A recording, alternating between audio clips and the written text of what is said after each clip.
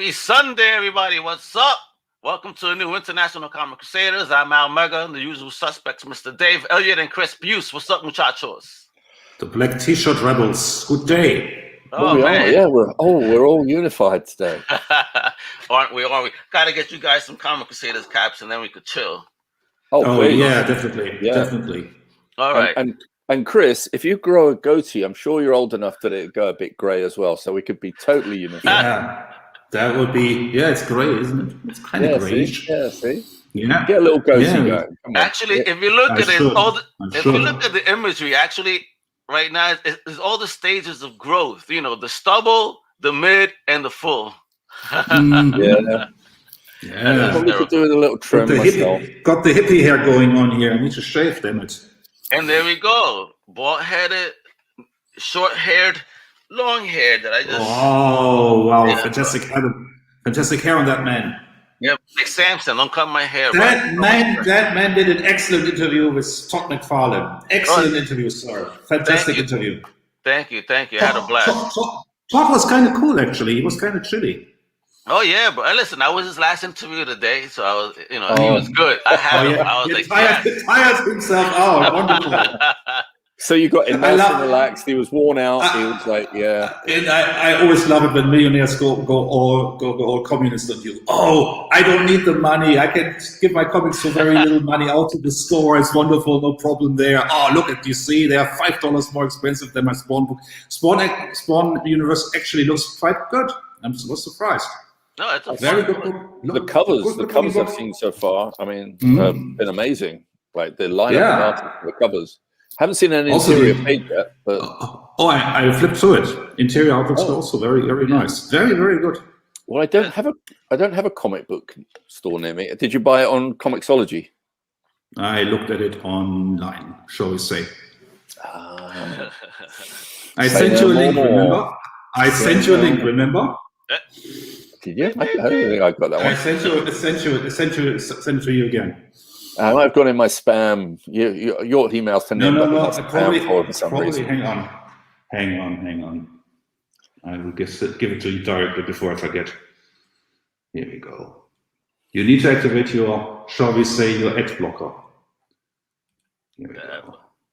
My ad blockers are.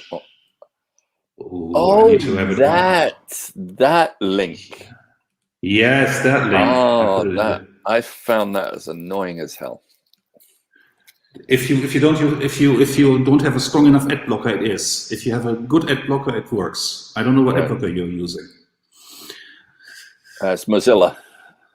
No, don't use Mozilla. I use the one that also lets me watch YouTube without ads. Okay, there you go.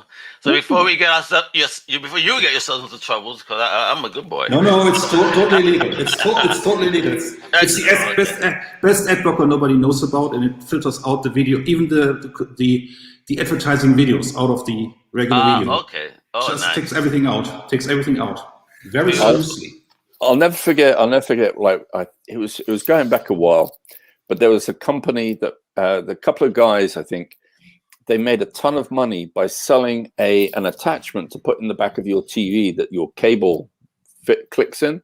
So it's basically where your cable goes into the back of your TV, it's a little connection, little box that you click that into, and then that goes into your TV.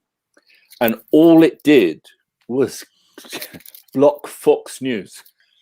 It was like, oh, awesome. Okay. You could just. Too funny. You couldn't just not use Fox News. No, you need a device for that, apparently. Yeah, I think it was for those people who had parents that watched Fox News. That when you went round to visit, you sneakily put that in the back of their TV so they can see it. But I can top that. Microsoft has just updated its software for Word. Yeah. And now we have a very annoying grammar and spell check. It doesn't only correct words that are wrong. It also corrects words that are offensive. Really? I'm not joking. I'm writing a fictional book and I use the word WHORE. And a little window popped up and said, this word might offend some readers. Please use another word. Really? I'm not making this shit up. It's true. It is true. It is absolutely true. I wanted to rage on this on Twitter. Yeah, it said, no, don't use this word. It might offend some readers.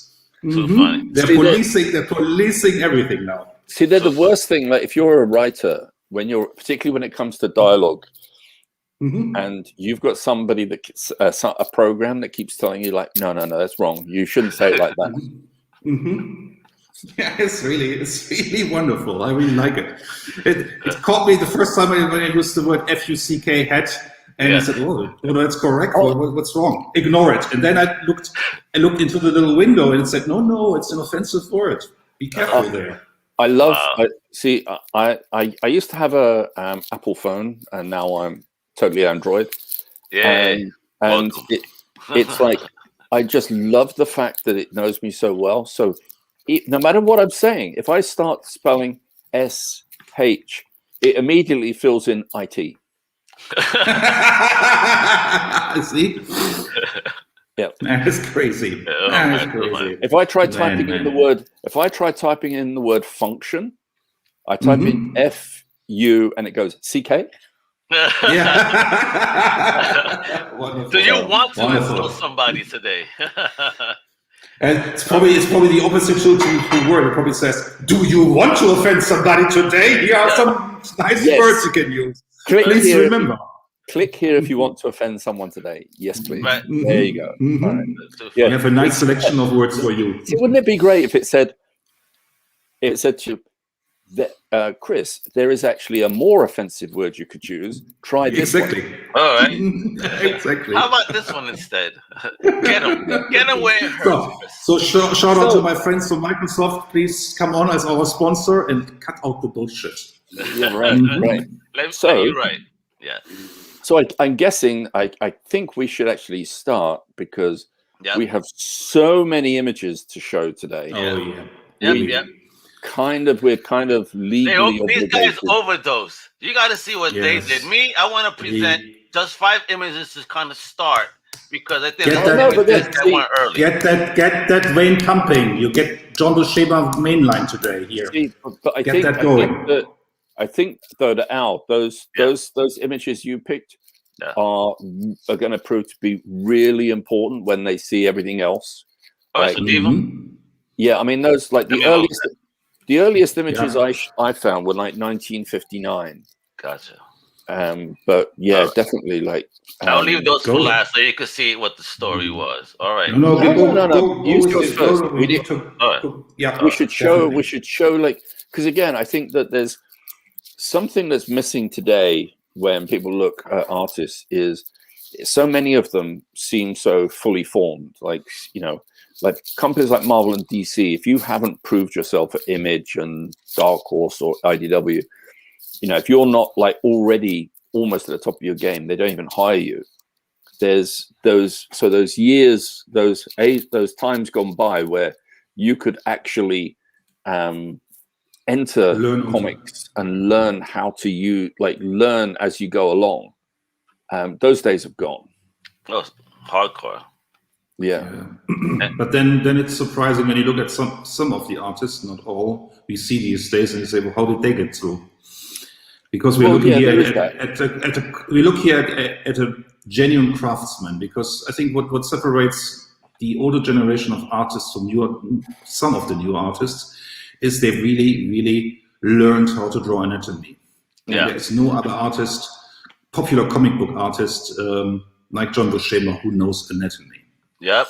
And I wanted to show this image because this is actually where you get a 4-page story, first work of Big John, right here in this book.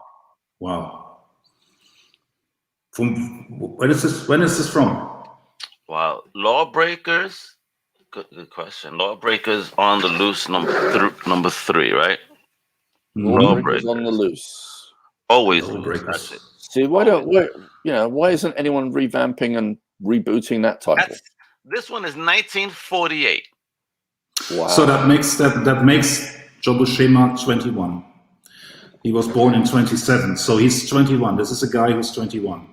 Yep, and then right after that, he started getting some cover work, right? Mm-hmm. So 2 of his earlier cover works, Jesus Christ, this would cooperate would be nice. It's from True Adventures. And this cracks me up. Stories for Men. Jesus Christ. Of course. Wow. I mean, only men like True Adventures. Apparently so, but even this is even funnier because again, more of John's early works for covers, Man comics. Yeah. I mean, this which is funny because comic books were also read by girls in great numbers, and I'm sure a lot of girls picked those up. I mean, because look at they this, were forbidden. Yeah. And look at this, he's slapping a chick right there. That's kind of messed up right there. Yeah. Or is that a kid? I mean, I can't tell. Is that a ponytail? What's going on there? That's cruel, man. Let me just. Oh, I can't get this bigger. That's the 1940s for you, right there. Yep. And then we, I mean, there's a drawing of Batman slapping Robin across the face. I mean, that's in an actual Batman comic. And he proceeded and he started doing some comic book work. And this is something that came out of TV that was very popular, Ramar of the Jungle, right? You can see the Bern Hogarth influence there, right there. I think that's one of the artists that really heavily influenced him. Yeah. Yeah, but then he hadn't done superheroes yet, so I believe it was with Jerry Siegel. Well, he created. This is the post. Okay, here we go. Okay, this is after the war already. Yep. So superheroes are not the big game in town at that time. Nope. So there's very little superhero work here. Yeah, but you can see, you can see his style in there already. Yeah, but you see this, a creation by Jerry Siegel and John Buscema. Look at that. But what you also see is how good he is with emoting faces. Oh yeah, throughout. He's very good with that. See that all there.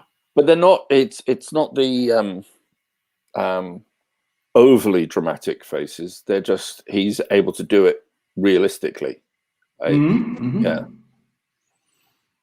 Yeah, man. So see, those are the early on selections, and now the guys went absolutely nuts over here, picking up wonderful stuff. And this is part of Dave's collection here of a variety of goodies, right? Yeah. Well, I mean, one of the things I wanted to start off with was just showing some of his work that just shows how these are just sketches of his, but the draftsmanship in there, his ability to his character. I mean, one of the things I liked about his Punisher was basically a brick shit house. He's bang. It was his Punisher is tough. It's not lean. He's not like this lean, lithe sort of physiqued guy. Yeah. He's like this very heavy set brute. I mean, in a way, it's like a 1930s thug, like the old school 1930s thugs. They wore their pants above their belly button. I think there's a certain physicality to John Buscema's characters, which you probably only find in Hollywood, because Hollywood's characters always feel like real people who have heft and weight, and it's the same you have with Buscema. Yeah, because it was. You look at that Punisher drawing at the top there on the and now if he had longer hair, that could be Conan. Oh yeah. So I think that's what he brought to Punisher. It was like, okay, well, there was the old What If comic about what if Conan was around in the 20th century. Yeah. Well, I think Punisher is the closest example of Conan in the 20th century. True. He's also very, very, very reminiscent of the 1940s crime comics of the heavyset con who escapes from prison. This is the same kind of image. Also in the movies, you see these kinds of burly men. I mean, this is Cagney, this is the tough guys, this is the brawlers. And he does it very well. I was gonna say, Dave, don't throw that idea out there. Next thing you know, somebody's gonna say somehow in Punisher's bloodline, he is related to Conan. This is great. Well, yeah, marvelous watching. Well, have they been alongside each other in the Savage Avengers yet? Yeah, I believe so. Yeah. Yeah, then that's squad. Yeah. See, it'd be really nice to have sort of like a shot of the two of them standing side by side, looking at each other, going like, "Do I know you?" Be funny. Oh, what's this? Where's this from? Yeah, no, these are just like these are the sketches that John does. So a lot of what I've included is, you know, these are the sort of the little sketches that people would find on the backs of his pages of art. Okay. So it would be like, you know, because a lot of artists they do stuff like this. Like you look at that and you go like, oh man, that was taking him ages. This is the sort of stuff these guys would do just to warm up in the morning before they started drawing their first page. Yeah. Wow, that's a warm up, people. Yeah. Oh, that's dope. Look at that. Oh, see, and again, look at that character. Look at the way the head's down, the eyes looking out the side. It's like shadow work. Yeah, I mean, there's something very appealing about his work here. Yeah, but it's like, you know, this is some slimy little, like, you know, weasel guy. It's like he's, you know, suspicious of everyone. Like, you know, you don't want to turn your back on this guy. Yeah. No. Apparently, it's alfalfa. You know, alfalfa was angry in his old age. He was always a grump. And talking about grump, look at this guy. Holy smokes, he looks shady. The way he captured that in the eyes, right there too. Yeah. See, I just wonder if, like, maybe if when the Westerns took off, like The Man with No Name took off in the late 60s and early 70s, wouldn't it like, I could just imagine a John Wayne comic of that's in that Sergio Leone style.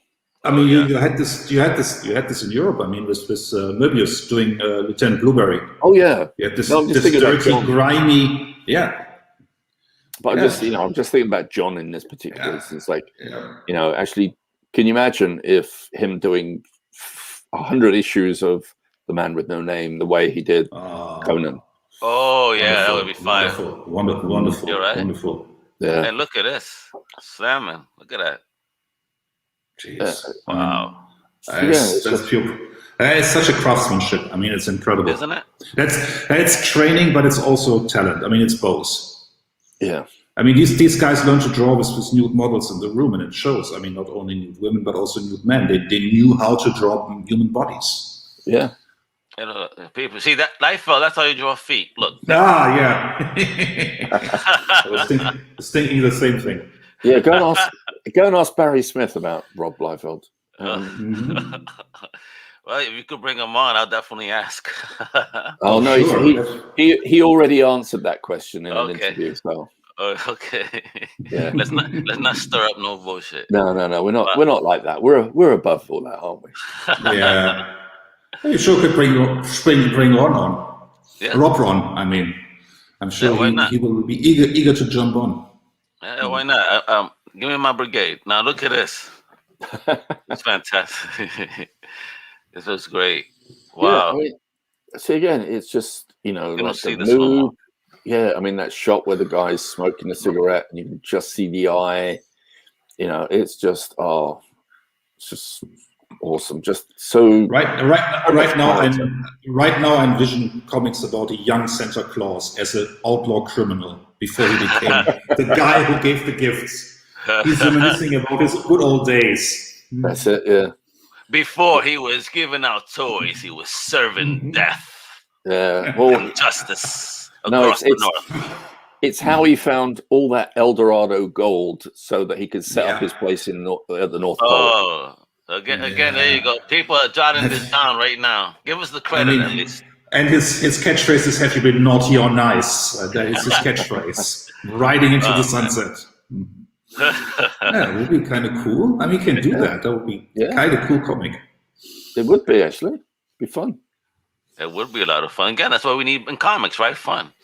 Yeah. Wow, look at this. Fire. But I didn't. It's funny. I didn't deliberately set out to try to find a bunch of Western artwork, but he just did a lot of it. He was hella good at it, man. I mean, look at the horse, just the outline of the horse right here.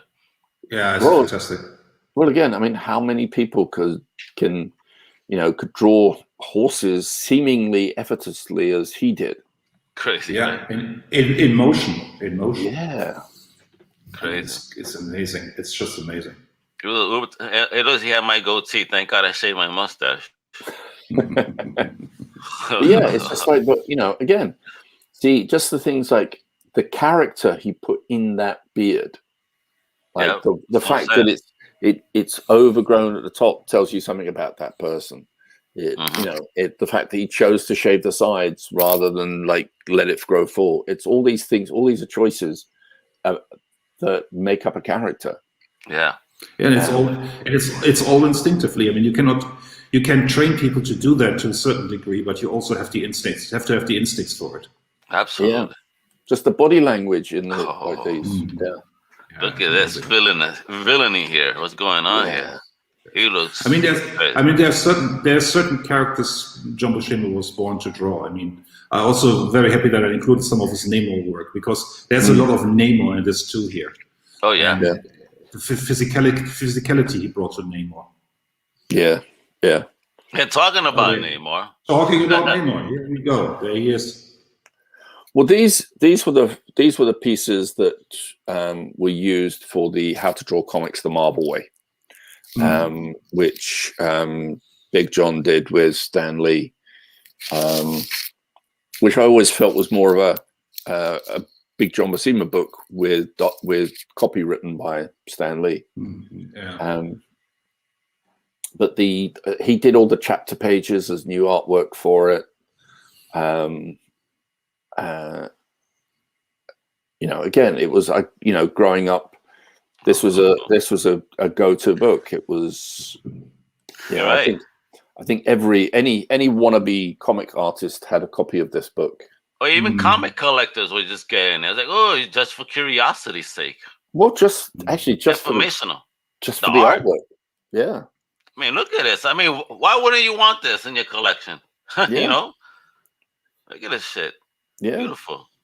It's funny. It's you look at that shot, and what I find is always funny is, you know, we talk about how there was the pressure to draw like Jack Kirby, and at first, like you're looking at it going like, "Ah, that's definitely John Buscema." Like, yeah. But then you look at the skyscape below, and it's literally like almost traced off a Jack Kirby cityscape. Yeah. Oh, I mean, there's also a love and hate relationship with Nick Fury, I'm sure, because John Buscema was working on one issue of the Nick Fury series in Strange Tales, and he was supposed to work off Kirby's breakdowns, and he erased the breakdowns and did his own artwork, and Stan Lee fired him off the book and had him replaced by Jim Steranko. Is it this issue? Because this is when he came back to Marvel. You know. Yeah, he did one issue. I'm not sure. It's probably on this book. Yeah. And I actually like his story. I like his artwork. It's very slick. It's very James Bondian. It's a little bit what Steranko also did. No, it's very good. And I think it wasn't it still, even though he rubbed it all out, wasn't it still credited to Jack Kirby layouts? I believe so. I believe so. He debuted over Jack Kirby layouts on the Nick Fury in that particular issue, and he that was followed by 3 Hoax stuff that he did out as well. But this is a gorgeous layout right here itself. I mean, come on now. Yeah. See, I think what John Buscema was able to do is it's like, you know, the whole thing of, hey, you know, from Stan going like, hey, look, you know, draw as much as you can like Jack. He took some of the dynamism, the foreshortening that Jack Kirby put, and added a realism to it. So he actually put the realism in. Stuart, we're talking about Big John Buscema.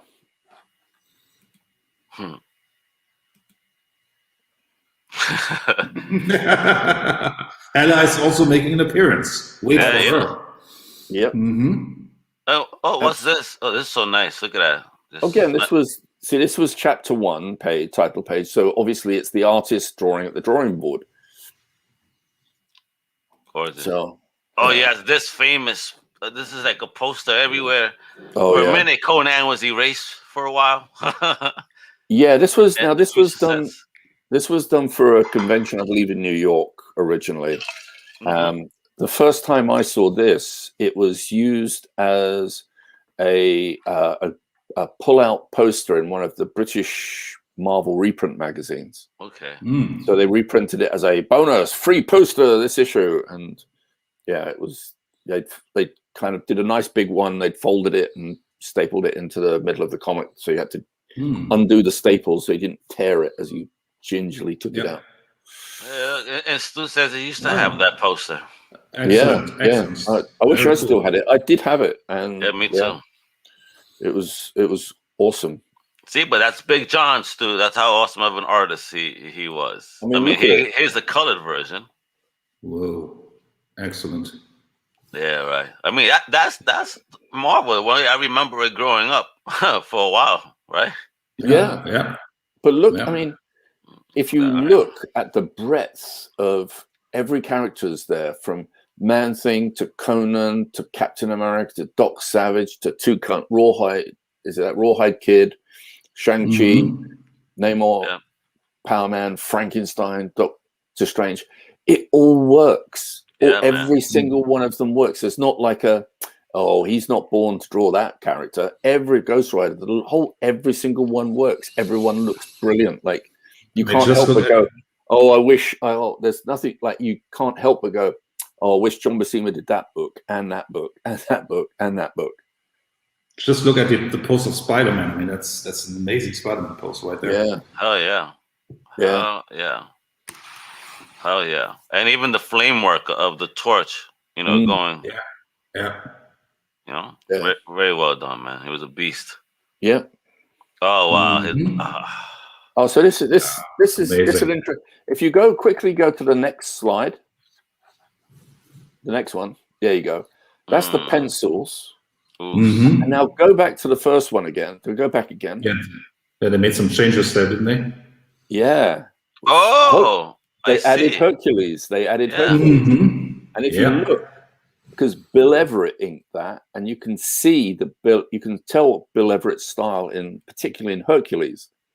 But it's a beautiful piece. Like Bill Everett his inks were amazing. Like I mean, he was a brilliant artist anyway, but he did a short run on inking Kirby on Thor, which I personally felt was amazing. But it's like his inks here on this piece by John Buscema was just amazing, just first rate. Oh yeah, okay. That's funny. Oh, the power! I mean, it's just like wow, Asgard. Whew. But see, when you just to go back to that last Avengers piece again. You know how sometimes like you see those covers or pinups that some artists do, where artists are, the characters are all coming towards you, and it looks like they're all basically, the same character, but just like different costumes on, and it's almost the same pose as they run towards. Look at that! I mean, geez. I get you. Yeah. That's yeah. Each one has their own pose and look.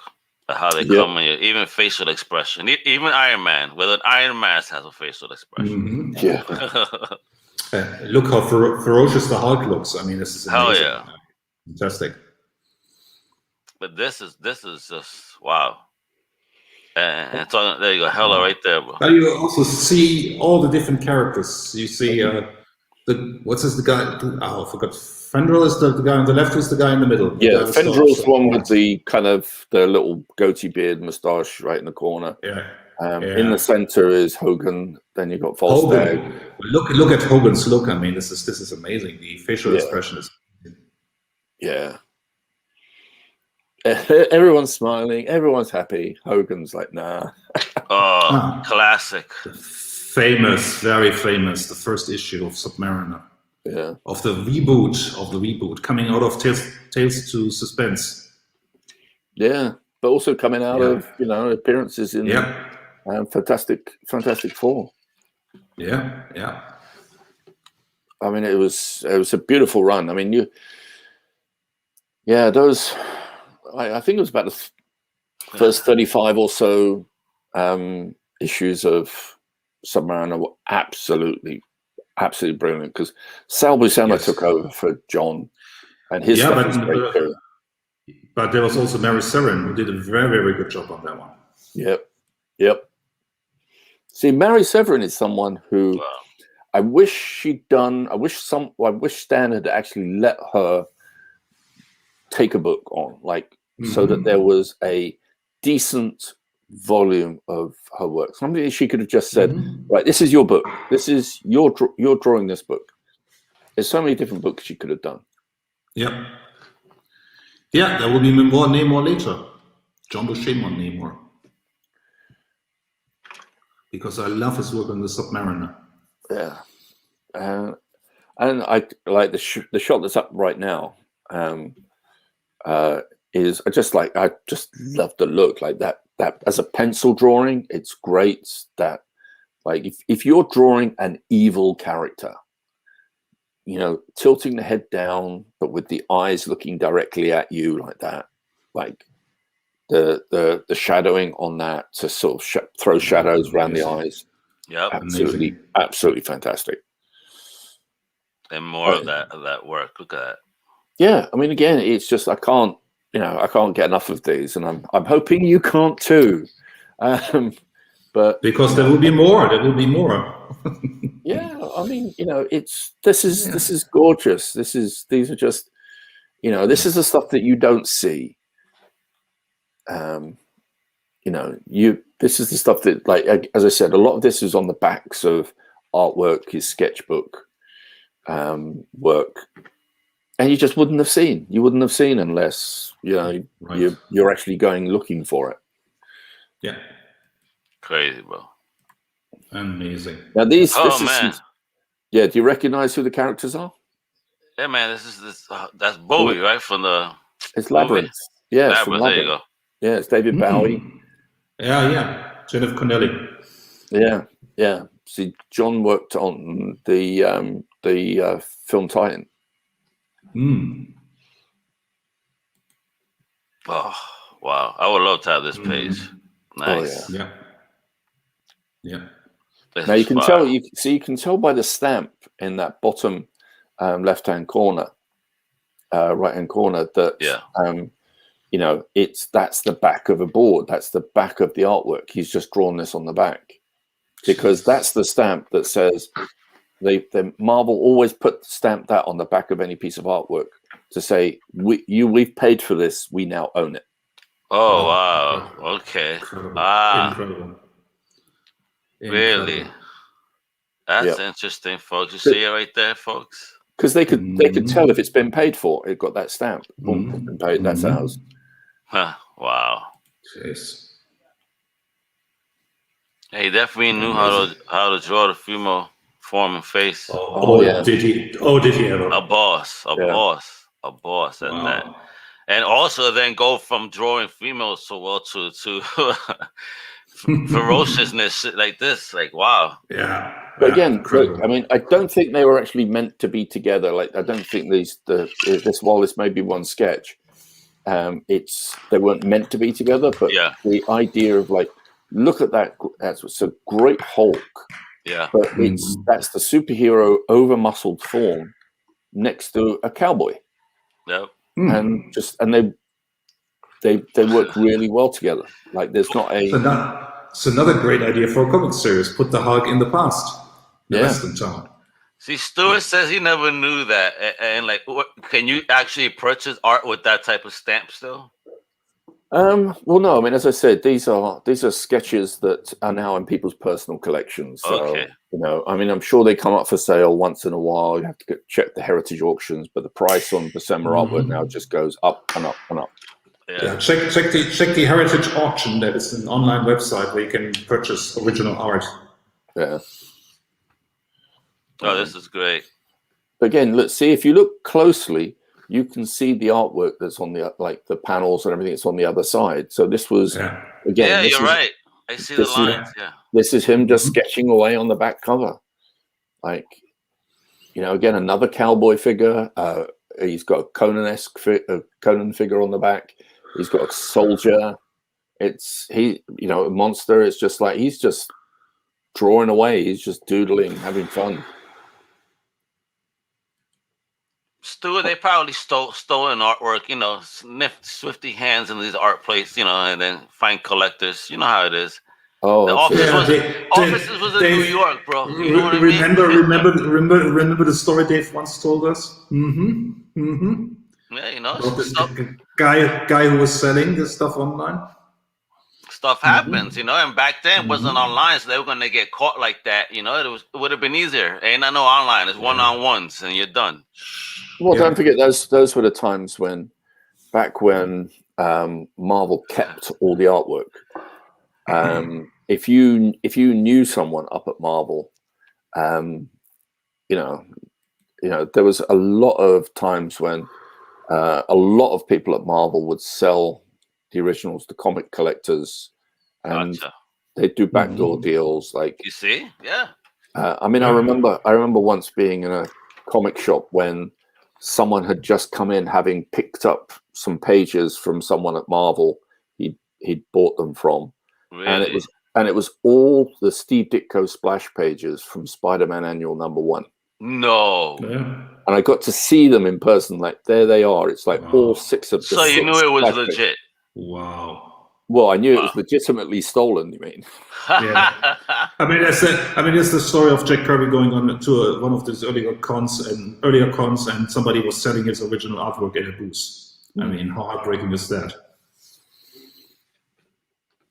Yeah. I mean, there wasn't. Yeah. There wasn't that. You see, there was that mentality that, oh well, you know, you don't get your artwork back. It's owned by the company. The policy wasn't so. You know, most artists never expected to see it again.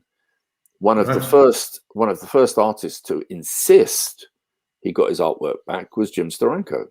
Okay. When if you've seen the artist editions he's done, the artist edition he did on Captain America, like the Nick Fury Nick Fury comics, that's all from his original artwork collection. He didn't have to go hunting for that. He still owns them. He still owns them. Wow. Okay, good. So one of the few smart ones of the Yeah, era that stood his ground. Yeah, and there's very few originals of Jim's out there. I mean, he's done a lot of commissions. You can commission him if there's a particular page you want. You can commission him to redraw the page. Okay. But you know, I think it's a very few rare exceptions he sold any. It was only to people he particularly knew. The rest of it is in his own personal collection. It's Good for him. Wow, excellent.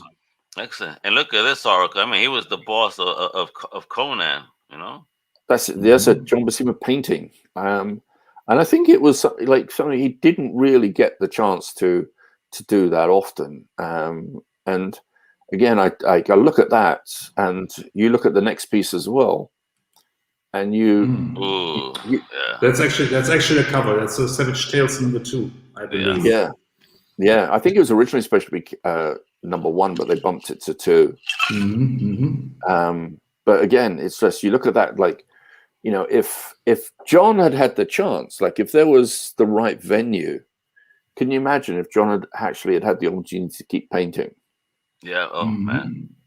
I mean, imagine, like, you know, if there had only been a Conan graphic novel like that. Oh yeah. They would have thought that back then. Yeah. I mean, he did a few Conan graphic novels in the 90s, but not in this style. Yeah. Oof. Look at that. See, right now, Dave, thanks to you, poor Stu is getting obsessed with the idea of getting one of those stamped art pieces. Well,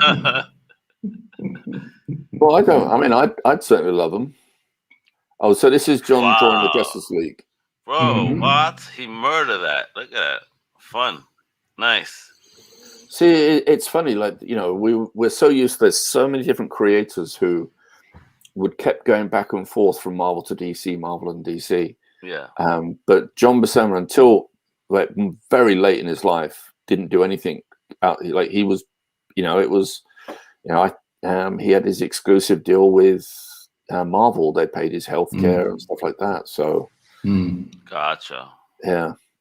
Wow, I mean, I would have loved to have seen him, do that early on in his career. Imagine, would have been nuts. Yeah. Wow, wow. Well, here's an example of what it might have looked like.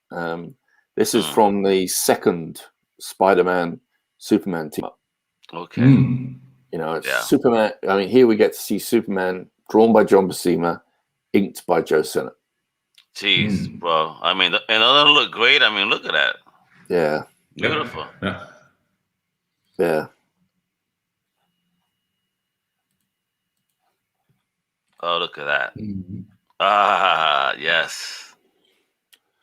Yeah. So, I mean, it's just, I mean, it was really nice because I think that, like, I mean, like the Submariner and Doctor Doom I always felt were, they paired them up often. Yeah. And I felt they were a good pair because basically they were both rulers of their kingdoms. Both had chips on their shoulders about the West, shall we say. Mountains on their shoulders. Yeah, yeah. But again, if you're a ruler, you don't always play nicely with others. And Doctor Doom always had a massive superiority complex and would never deign to acknowledge Namor as his equal. So, yeah. I think this is a rejected cover, if I'm not mistaken. It might be. It looks like it's. I think the original cover, the published cover, is different. I would have to look it up, but I think it's different. Yeah, I just went for. As you've probably already noticed, as for my selections, wherever possible, I went for a copy of the original artwork to show rather than the actual printed page. Right, makes sense. Oh, Hercules! Oh man, Yeah. when you told me Hercules, I was thinking about the one from the Eddie Murphy movie, Hercules. No, this is the Steve Reeves film adaptation by Dell Comics. Yep. See, Stu thing that cover actually might have been, supervillain team up somewhere. Yeah. Yeah. Hey, you get to draw Hercules in the Avengers. Oh yeah. No, that's why I just thought it'd be like, the first time he draws Hercules and the second time he draws Hercules. Yeah. But it's interesting because, Dell was a very rigid form of storytelling. Okay. The page, like the layouts were very strictly adhered to. It's like, this is how you draw, very stiff panel shapes. I mean, a lot of comics were at the time, but as you can see, it's almost all 6-panel, 5-panel grid. I knew of those when I was a kid, but they looked boring to me, and it has a lot to do with the layout here.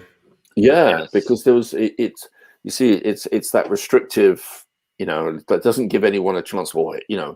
Like some panels, like if you look there, it's like the bottom 2 panels. You could have made the shot of Hercules looking over his shoulder a smaller panel and made that shot of him tackling the line a bigger panel. Yeah, but they've been forced into sort of no, all the same size. But he's still wouldn't like that. But that's 1959, and you can see like we're finally seeing his style. I mean, what is so amazing is that we had in the 50s a much more conservative outlook on comics. If you go back to the 40s, they were much more experimental and much more stuff you wouldn't get away with even today. But in the 50s, everything became very boring, very tame. And it had to do with the comics code, but it also had to do with publishers like these. Well, I think it's a mixture of things. I think that one of the things they found was it's that thing of, look, when you're looking for a mass market, the idea is that you want as many people to be able to understand what they're looking at. And if you're looking at a layout, it's something I noticed with like when Image Comics started. There was you got those panels, those page layouts sometimes where you went, okay, which panel goes first? Like you needed to go back to the arrows on the artwork to know which panel to read first again. Right. So I think that if you're, as a publisher, you're trying to reach as many people as possible. So you get to that sort of, unfortunately, you take things too far in this case, and you've got like We want to make sure it's accessible to everyone. No one's questioning which panel to read first, where to go. Yeah. So you get stuff like, you know, this. But also has a lot to do with the Eisenhower era. Everything is very structured. Everything is very clustered. Everything is very clean. And it's quite interesting. I mean, at the same time, when this is happening, we have the Flash, and the Flash really takes this up a notch by Carmen Infantino. Oh yeah, yeah. I mean, it's interesting because if you go and look at, there's a couple of classics illustrated that Jack Kirby drew, and he was put under the same. It's like it's no strict form of storytelling. Like this is it. This is how you lay the panels out. Yeah.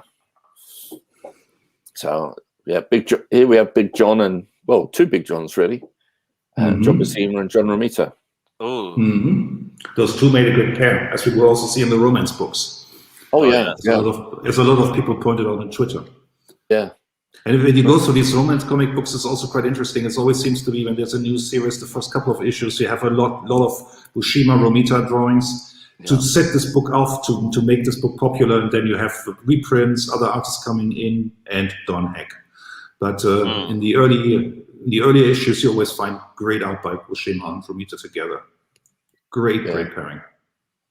Well, I think that's that was a particularly. I think John Romita was always very careful about making sure that there was not too much cross-hatching on covers, not for covers. Nothing that would obscure, because it was one of the things I look, particularly when you're dealing with the mass market rather than say the direct market, which is more of a niche market where someone's going for something. When you deal with the mass market, you have to actually try to produce covers that stands out from half a mile away. Like it's got a pop. So so John Romita, like you can see on that cover, John Romita had gone in and whited out something so that it popped more. Yeah. Yeah. Right there, so he allowed more leeway. There's a lot more detail on the faces on the characters in the foreground, but they're not they're dressing. I mean, that's the job of the art director. He has to have an eye on the what sells angle. Yeah, yeah. And there goes the use of the panels, which were they kind of still on the 6, but there was different sizes. He was. No, he was. But he's also more leeway. But Marvel gave him more leeway. Yeah. Ooh.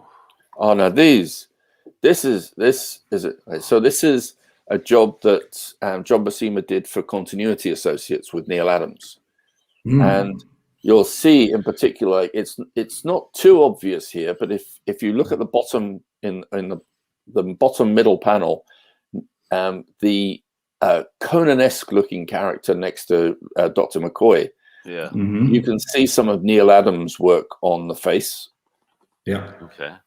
But you'll see it more on the next couple of pages. Oh yeah. There's a lot of Neil Adams there, inks there.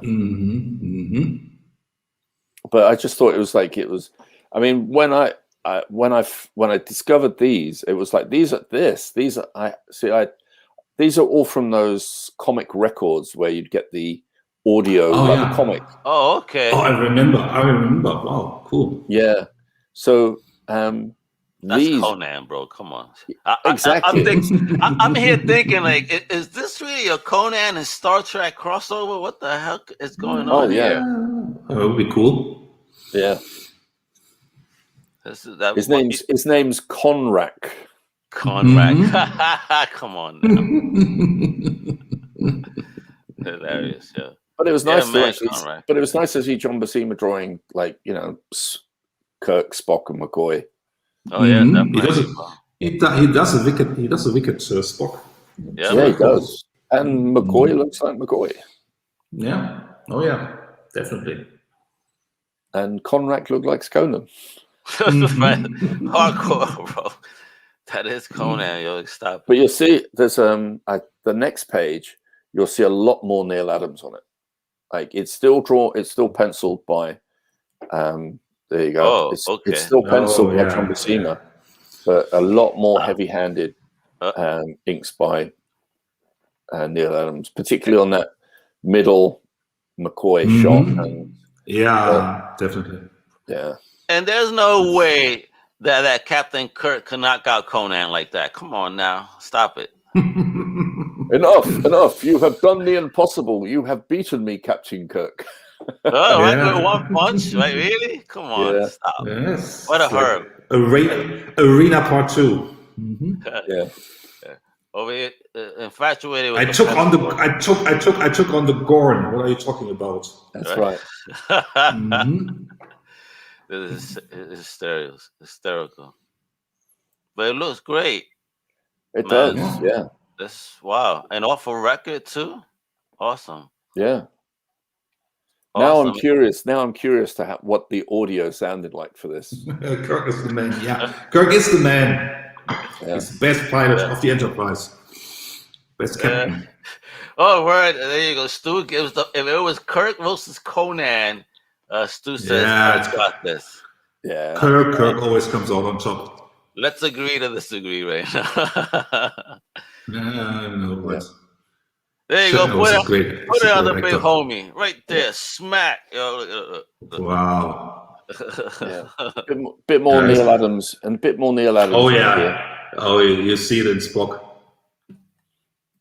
It's very Neil Adams. Oh. How's this? That's a 2-gun kit or rawhide kit. Rawhide kit number 1. Peep that. Yeah. Nice. See, but this was I believe this was for the rawhide kit comic that actually caused quite a bit of controversy when it came out. Why? I think it was kind of hinting that maybe Rawhide Kid might have been gay. Oh, really? Yeah, there was some very interesting. There was a fantastic Dave Johnson variant cover where he did a play on. There was a rifleman comic from years ago where you've got the rifleman standing there, and next to him is this little kid holding this log. That's I know this. I so know right this. at the rifleman's crutch level.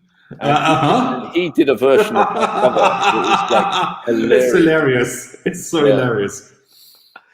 Oh man, you know what? We should have had that just for kick's sake. Yeah. Oh man. Oh, nice. Yeah, but I mean, like, John did a short run on the Frankenstein comic. Yeah. When Mike Ploog left, he took over. 2 issues, I believe. Yeah. Yeah, I read them as a kid. Here you go. Those are the issues, 7 and 8, I believe. Yeah. And it was the crossover. It was the Frankenstein meets Dracula crossover. Yeah, exactly. Where Frankenstein kills Dracula and Dracula tears out his vocal cords. Yeah. Quite interesting. Yeah, you go. These are 6 and 7. It is then, or what is it, 8? Yeah, it might have been 3 issue, or we might have just done the cover, but something like that. It's a kind of shame that Frankenstein never really had the prolific writer that Tomb of Dracula had, because once Ralph Wolfman took on Tomb of Dracula, that book was made. Oh yeah. Actually, so it wasn't Dracula who destroyed his vocal cords. It was wasn't it? No. If you go to the next page, you've got Dracula explaining. Oh, I see. Somehow, dear Carmen managed to injure your vocal cords before she died. Okay. No matter. I see. How so? However, no matter, you do not need your voice to die. Of course. But it's Dracula who dies because the monster stakes him, if I'm not mistaken. Well, it is at dawn. Dawn is rising. Yep. I miss these type of comics, man. Oh, yeah. Oh, no. And suddenly this is not John Buscema. Suddenly this is Don Heck, inked by the wonderful George Russo's, going under the name George Bell here. And I picked this one because I wanted to show you a little bit the contrast what we have here. Because also the idea is the Avengers weren't any good in the first 40, 50 issues. I really like the earlier issues of the Avengers. Ironically, once Kirby left, but also once Stan Lee left. Oh, well, he was also quite good on the Don Heck issues, but the book slowly took shape.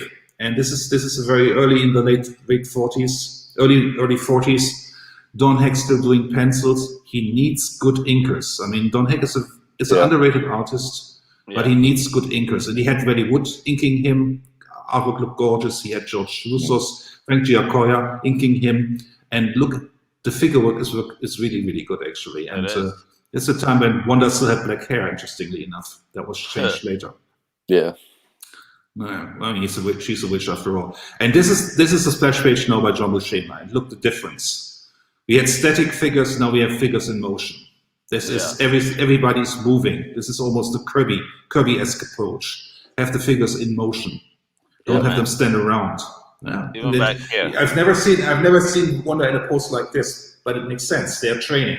It's all in motion. It's setting up the issue. And it's a breath of fresh air coming in with John Buscema. Yeah. Even though he's settled with some inkers who are really not getting him. Of this one, the issues he inked himself, and then later with George Klein are my favorite issues. I mean, George Klein is one of the best inkers for John Buscema when it comes to superhero comics, I think. Well, George Klein did such a good job inking Kurt Swan. Yeah, true. And this is our favorite inker, Vinnie Coletta. Yeah. But also, maybe a little bit mismatched for Kirby, but for Buscema, but it works with this 1960s by Jet-esque style of drawing. This Black Widow, by the way, in case you don't recognize her, that was the original design of Black Widow. That is Black Widow. Oh my God. And Johnny would love the fishnets. And this is the what is it? Red.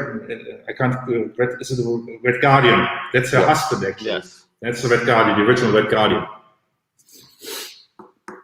Yeah, that's kind of interesting.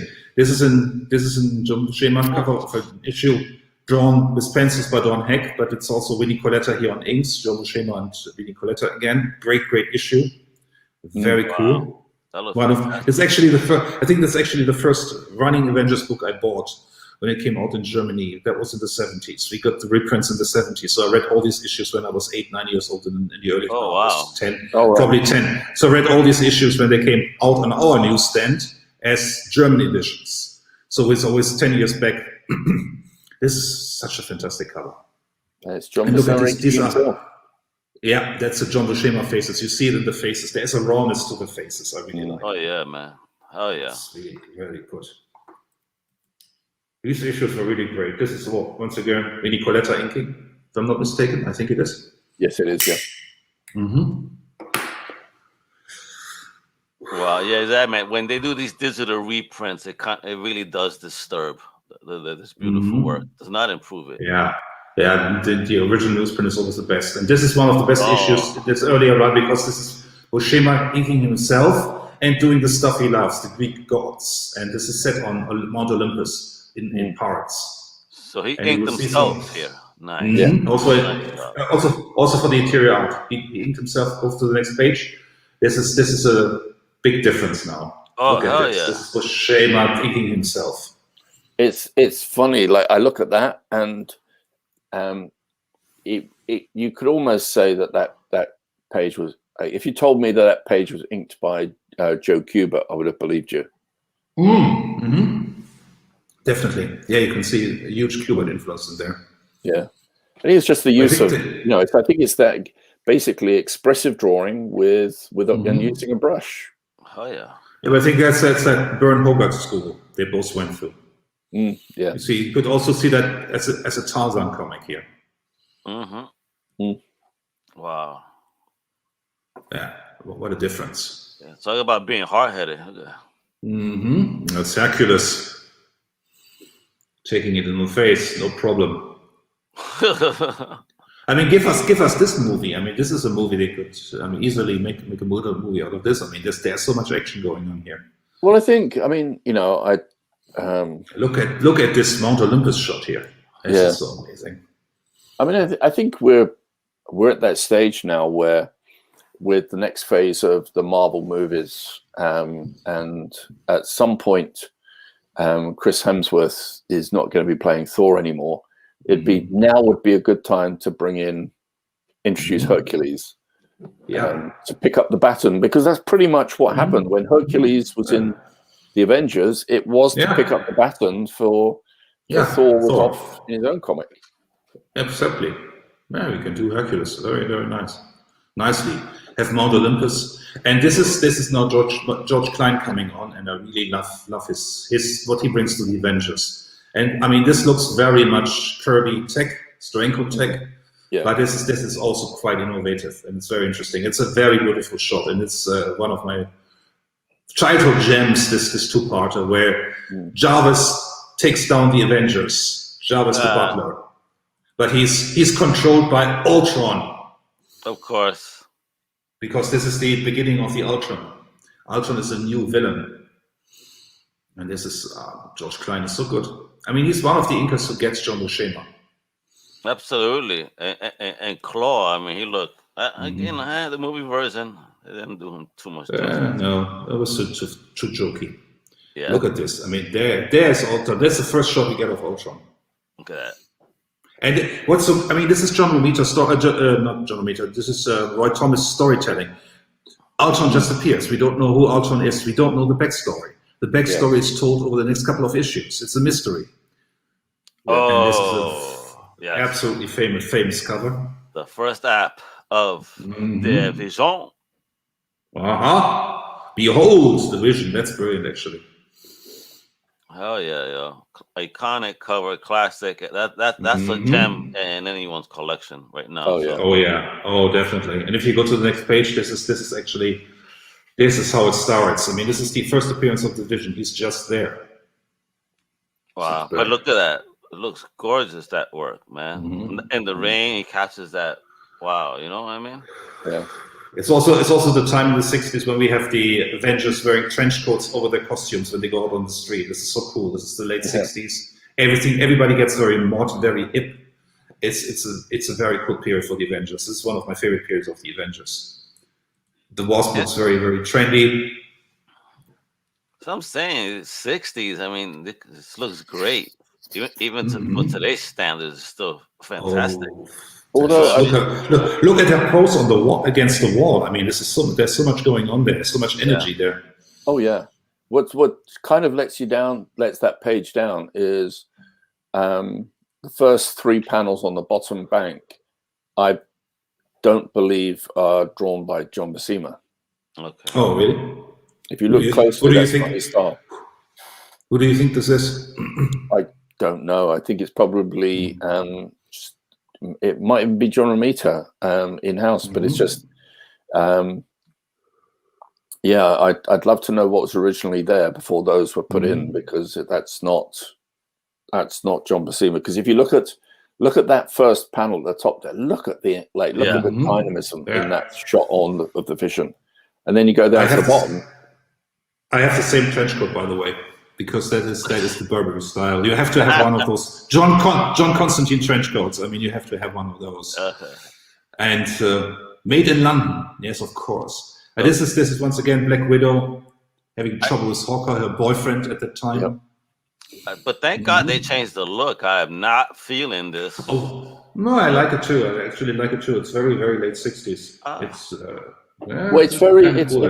It's kind of, if you wanted Black Widow to be Catwoman, that's the look, but definitely, crazy. It was actually John Romita who changed the outfit.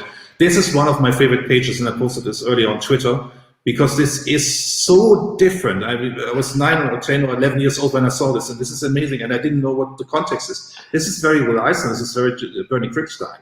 The way the panels are broken down. This is very brilliant, and this is also Roy Thomas using here the Ozymandias quote from Shelley. I'm in trouble from an ancient land. Look upon my work, you mighty and despair. This is such a fantastic poem, and it's about a fallen king, and it fits so perfectly. And taking a little African American kid here, kicking this around, not knowing what this is, adds insult to the injury here, and it's such a brilliant story about a fallen would-be king. It's brilliant, and it's this is so non-typical superhero. This is so brilliant. I love the fact that I know this is just a small touch, but the lettering that they did for that and the panel borders on that page. Yeah, exactly. This is very. And if you want your mind blown, go to EC Comics and look for Bernie Krigstein artwork. I mean, this is what he did with panel layout. It's amazing. Yeah. This is also where Buscema excelled. We saw these before. Splash pages. I mean, this is the Avengers lineup here. What a great team. Mm. Oh, nice. This is of course the money shot. This is so brilliant. Even an android can cry. Okay, for the longest time, I was not a huge fan of Tom Palmer. I mean, I love Tom Palmer to pieces. Tom Palmer is one of the best inkers, but I'm still not a huge fan on Palmer inking Buscema. There's something that turns me off. I'm not really feeling this pair. I don't know what it is, but I think Palmer is not a good inker for Buscema. Well, I hate to disagree. please. No, I love. I mean, I think you see what Tom Palmer brought to everybody. It was like he just seemed to have a natural understanding of. Look at who he inked, and around this time period, he was inking John Buscema, Neil Adams, and Gene Colan. Mm-hmm. And Gene Colan, if you see his pencils, like it's a dream.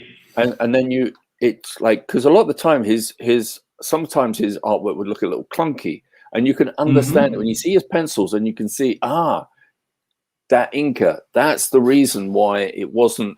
Yeah. It wasn't fluid. It didn't have any of that feeling that pencils had. Mm-hmm.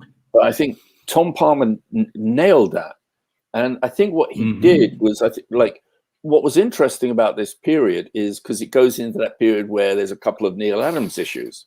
And I think Tom Palmer basically smoothed that all over. So it's like, can you imagine, like all of a sudden you've got Neil Adams and, if it was a regular run of any other book, all of a sudden for 2 issues, you've got Neil Adams and then you go back to the regular artist again. Yeah.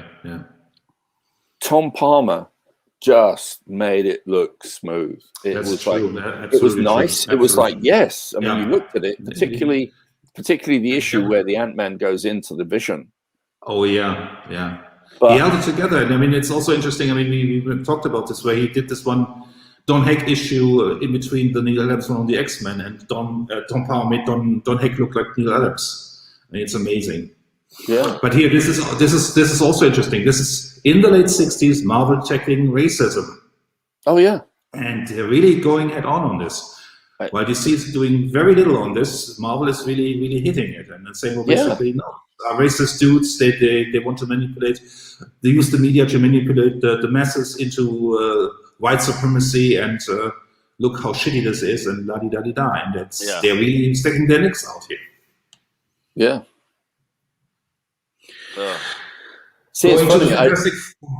All I was just going to comment on is, and it's this page plus flip back to the previous page and then flick back again. It's that, like, you're looking at that, and it was like, look at the muted colors of the newsprint on that. It looks so great. Yes. Then it's you so turn wonderful. over, and it's literally like it's how horrible. I sometimes feel when I wake up in the morning, everything's pitch black, and I open the curtains just as the sun's rising, and you get blinded. Yeah. I mean, Marvel got much better with these reprints, but still, they're still too garish. I mean, it's the paper. It's modern comics. You want brighter colors, but still, I mean, would love to have these on newsprint. I mean, these look too bright. Yes. Now, I want to know the origins of this page, because this was totally out of left field for John Buscema. Yeah, it looks very Kirby. Yes, That's exactly. The kind of stuff Kirby was doing. And so it's clearly. So I'm just wondering if he even did it. I'm wondering if John Buscema even did that background. Like, it's probably something left over from Kirby. Possibly, because I was looking at some some of Kirby's art quite recently, and I saw some of the collages he did. And if you look at the originals for some of the collages, because what they would do is, like, he would do these, you know, really nice collages, very like using color photographs and color paint, but it would all be reduced down to halftone to go match the artwork, and then it would be colored on top. So there's, you know, you look at the original color pieces he did, and they some of them look really interesting, really cool pieces. I mean, there's a Namor cover where he's took a photo of the New York City street and drew Namor on top of it. Oh yeah, yeah. But it's nothing like this, because this is very unusual. This is not just a photo of New York. Yeah, because there was a period when you get into sort of the late, probably more the 80s, during Mark Gruenwald's period at Marvel, when Elliot Brown, who worked there, would take a lot of photographs, and they played around with a couple of photo covers. There was a famous Spider-Woman photo cover, and a lot of the photographs that used to appear inside the Marvel books were taken by Elliot Brown. And by the way, if you're a fan of that period of Marvel, and like seeing behind the scenes shots, if you go to Elliot R. Brown's website, elliottrbrown.com, I think, he's got an amazing selection of photographs that he took. He took hundreds and hundreds of photographs at conventions. He's got like young Frank Miller, Chris Claremont, John Byrne, all of those people. Cool. Amazing selection of pictures on his website. Interesting time for Marvel also. Yeah, very, very interesting time. And Mark Gruenwald, go. I was just going to say quickly, Mark Gruenwald's often a very overlooked, when people talk about last editor-in-chief. Oh yeah, you know, they talk about Jim Shooter and everybody else, but you know, Mark Gruenwald, that was someone who truly loved the comics. Like he truly loved. Yeah. And he died sadly too soon. Very, yeah. Unfortunately, very young. With a broken heart, man. Let me tell you. Oh yeah.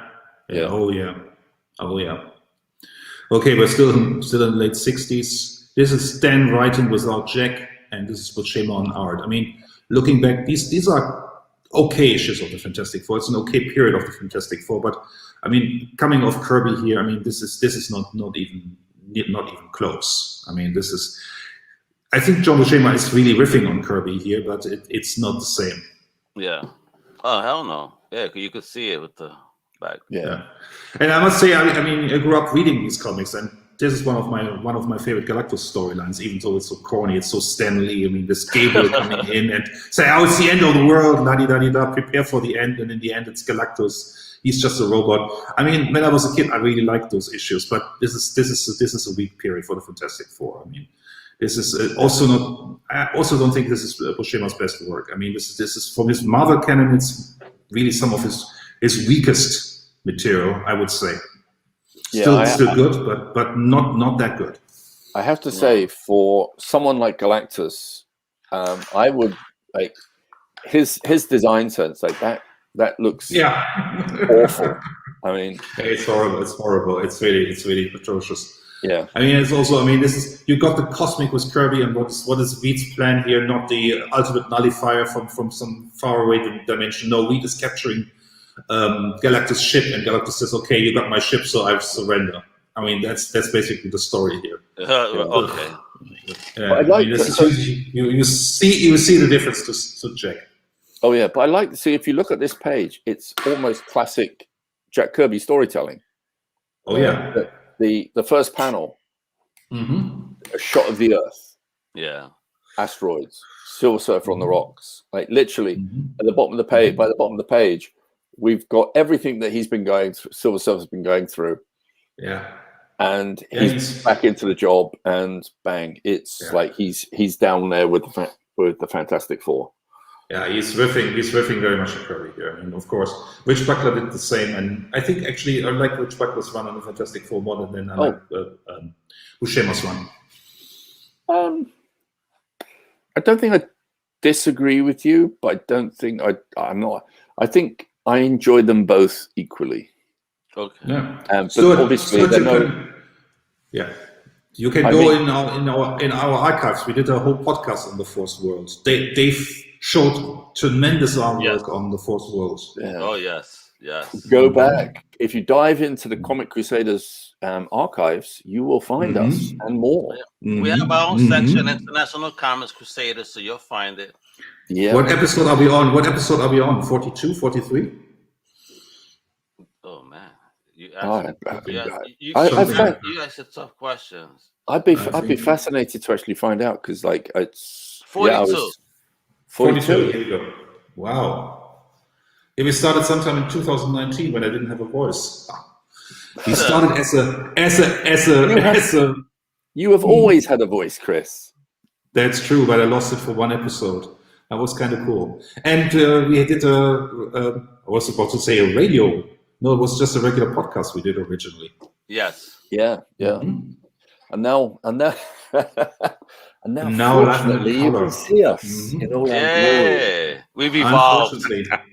Unfortunately. In all our glory. Oh, look at this. But we can show pretty pictures, though. We can show pretty pictures. Yeah. Which is very popular with the people, actually. Yeah. And look at this here.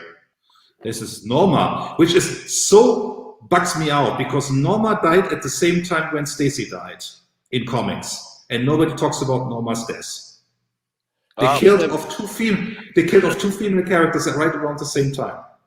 Yeah, but Dorma never got the full. I mean, yes, she had a spot in the Submariners book, but like obviously, it's like she wasn't the core character of the title, which is when Stacy was. She was the leading lady. I mean, she's basically every issue. Oh yeah, but I mean, the next shot, the next page. Mm-hmm. You know what it is? It's just they don't like blue people. So look at that. Yeah. Come on here now. That is Sophia Loren. I mean, he's written on Sophia Loren here. Yeah, hardcore. Absolutely. Yeah, I wouldn't mind if she was blue. Shit, I don't care. I think the thing was, it always seemed to be. I don't think they knew quite what to do with her. I think that's the problem. Yeah, and she was too exotic also. And she was manipulative. That was like that it was. If you look at the female characters in Thor, for instance, you've got Carnella, you've got Hela, you've got Sif, and Valkyrie. Here, well, basically you had Lady Dorma. So basically, it was like she would be jealous, she would be manipulative, and she was loving, and she was brave. Like, well, which one is she going to be this issue? Like, that's it. But it's also, I mean, this is also Frank Giacoya is a great inker for Buscema. I think it kind of works. It works perfectly here. It does. It looks great. Oh man, I had this comic book as a kid. Yeah, I found this at Grand Book Center and those packages they used to sell like 5 comics for $1 or some shit like that. So I would find all of these, but sometimes they would have a stamp on it, like I guess from the newsstand or whatever. But who cared? I had this fucking book. I mean, just imagine, this is 68. I mean, just imagine going to your local, I mean, I was about to say local comic shop didn't exist then, but go to your drugstore, supermarket, whatever. There's not a Marvel book you don't want to pick. I mean, would you not pick up this book? I mean, Submariner looks great. I mean, you pick up the Avengers, sure, but you also pick up Submariner. I mean, this is John Buscema doing the art here. I mean, of course you pick this up. And with a cover like that, who the hell's going to say, that, you can't pass. It's like, oh shit, what's going on here? This looks dope, Really? I mean, this is really the time when Marvel was allowed to expand their line, and they really expanded their line because they made all these books, Tales to Astonish, Tales to Suspense, that had 2 different stories, 10-page each, into their own books. And look how mod this all is. I mean, this is very much the very late 60s. Yeah, but I love this is almost. Also, how he introduces the backup story with these curved panels and the way the panels are stacked. I mean, this is claustrophobic. This is the guy losing his life. A record swimmer cannot swim anymore, and suddenly he becomes super villain. Boom! Oh man, look how great! Wait a minute. red and gray, orange and gray. So what's the real I color? mean, that's a good question. Right? I think they changed it for the. I think they changed it for the cover so it popped more. It is orange and gray. Oh wow! Look at this action sequence right there. So yeah, I mean, this is a big. I mean, this is very much a precursor to Conan, if you will. Yeah. I'm just wondering. Like, I'm just looking. I'm still looking at the that Submariner #5 cover with a tiger shark up at the moment, and I can't help but think that I don't know if John Buscema drew that Submariner figure on there. No, it's a collaboration between Romita and John Buscema, and I think there is some Romita in that. I would say. Well, I would. You probably know it better than I do. Yeah, it's because I've got a funny feeling that they probably John probably drew that cover, and then they were like, "Well, okay, I know it's Submariner's book, but we should really have him on the cover." Yeah. Mm-hmm. This looks so great though. I can see. I mean, oh man, look at that grill. Mm-hmm. This is also very interesting. I mean, these are top-notch comic books. I mean, this is the guy who manipulates the press. He's the new ruler of the earth. He's the photogenic guy, not the photogenic guy, but he's the manipulator. And in the end, I don't need the serpent crown anymore. I can do it on my own. And he jumps from the roof ledge and falls to his death. I mean, it's such a brilliant story. But you see, like, yo, he's pissed. I mean, it's just the facial expressions. Like, he realizes at the very end, like, oh shit, what did I do? This is so interesting. This is a storyline that started even in Tales of Suspense, and then went over into the first issue of Nemo. Wow, really? And it continues into this. I mean, he comes back. He gets lost. He comes back. I mean, it's just interesting. They did very interesting ways with storytelling. And look at this. This is so famous. Yeah. This is the run that definitely, he really even made it into a Richard Gere movie. It's so famous. I mean, it's such a famous cover. Oh my God! Yes. Yeah. Yes. Oh fucking yeah! Mephisto when he was still the devil. Yep. Beautiful, bro. Oh, and these are double issues. Yeah, by Buscema and Sinnott on inks. I mean, this is 40 pages. I mean, that's why it's 25 cents. It's a double book. I mean, this is great, man. For this is what, an 18 issue run, and John did 17. It was bi-monthly. Yeah, it was bi-monthly though. He did 17 out of the 18 though, out of the run. He did, yeah. Yeah, and it's a shame that it's funny that they gave Jack Kirby the character back he created when the book tanked. One issue, yeah, and he had ideas for where he wanted to take that book, and it just yanked. He wasn't told, "Oh, we'll give you the last issue." It was, all right, see what you can do. Sales are flagging, because again, it's I mean, the Silver Surfer, it was literally like Stan must have had a list of hot topic issues he wanted to cover. Oh, okay. And he went bang, bang, bang. And then it was like, oh, my list is finished.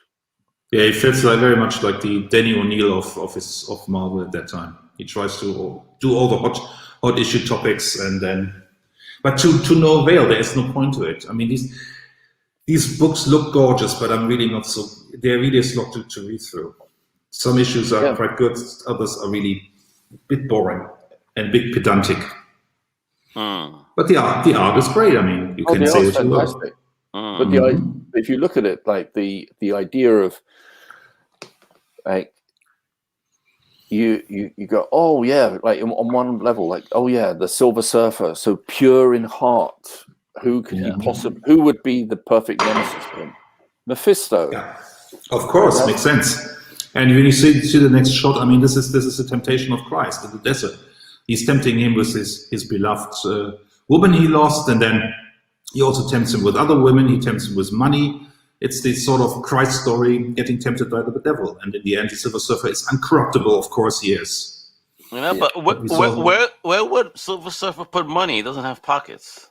Exactly. What would he want? He can probably create money himself. He doesn't need that shit. He got Bitcoin. I got it. All right. Mm-hmm. Oh yeah. In space, you don't need your money. They have Bitcoin. Yeah. Mm-hmm. Mm-hmm. Wow, this is but it's also a time when you notice when you couldn't draw a woman's buttocks in a comic book panel. Yeah, man. That was not working. That was not flying under the comic code at that time. I thought she was a clone that didn't have an ass crack or something. Mm-hmm. Exactly. Look at what temptation here. Look at that. So basically, oh no, I don't need that shit. Try to give him 3 ladies. Yeah, all different hair colors. Yeah, but does he even know what to do with them? That's what I'm saying, man. These are metal underwear, aren't they? Like, can he even take them off, poor guy? Yeah. Now look at this shot of Loki. That's a cool Loki. This is a classic. Absolutely perfect. Mm-hmm. That's Loki. But yeah, I believe that's Dave's favorite issue of that run. Is it not? The Asgard story. Yeah, that's issue 4. Yeah. No, I mean that's like, I mean, like, I think Walt Simonson took a lot from this issue.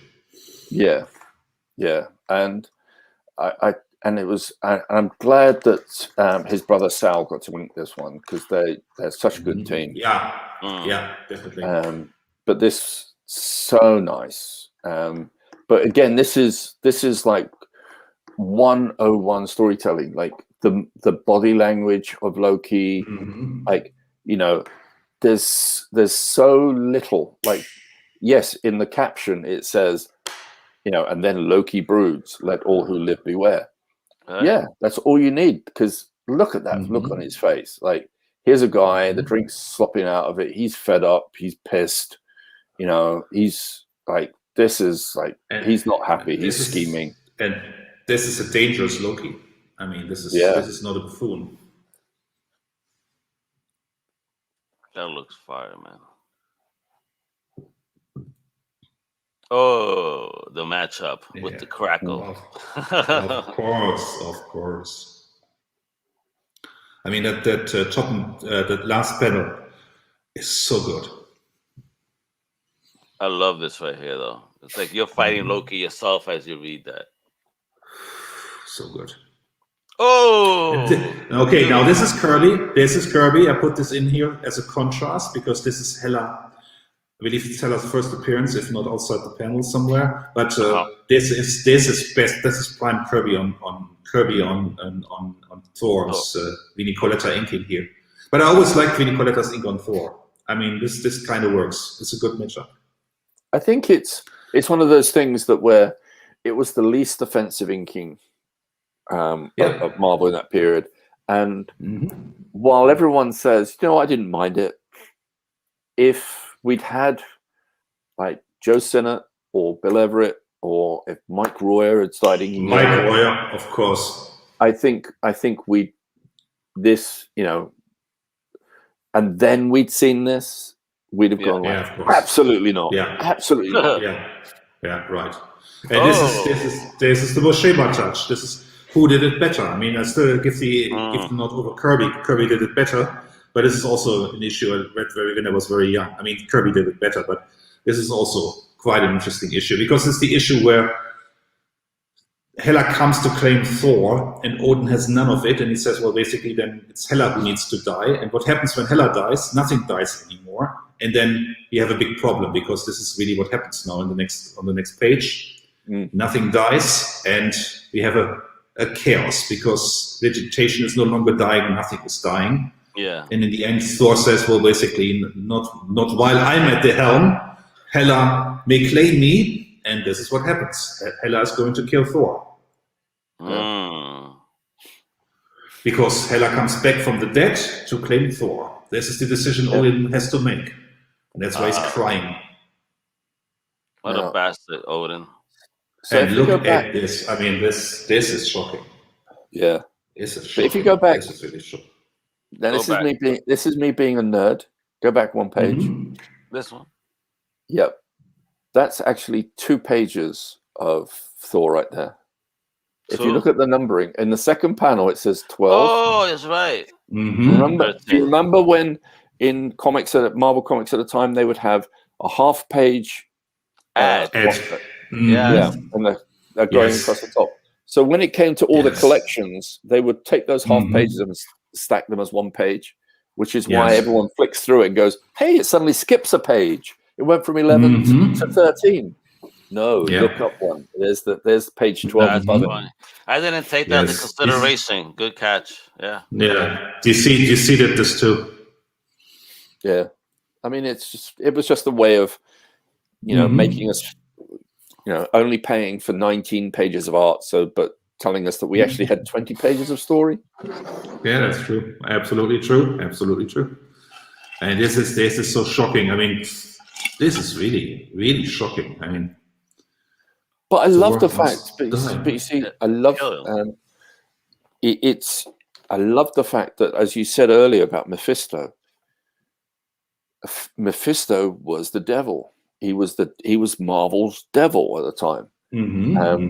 And here we have Hela is the god of death, like actually the god of death. She is death.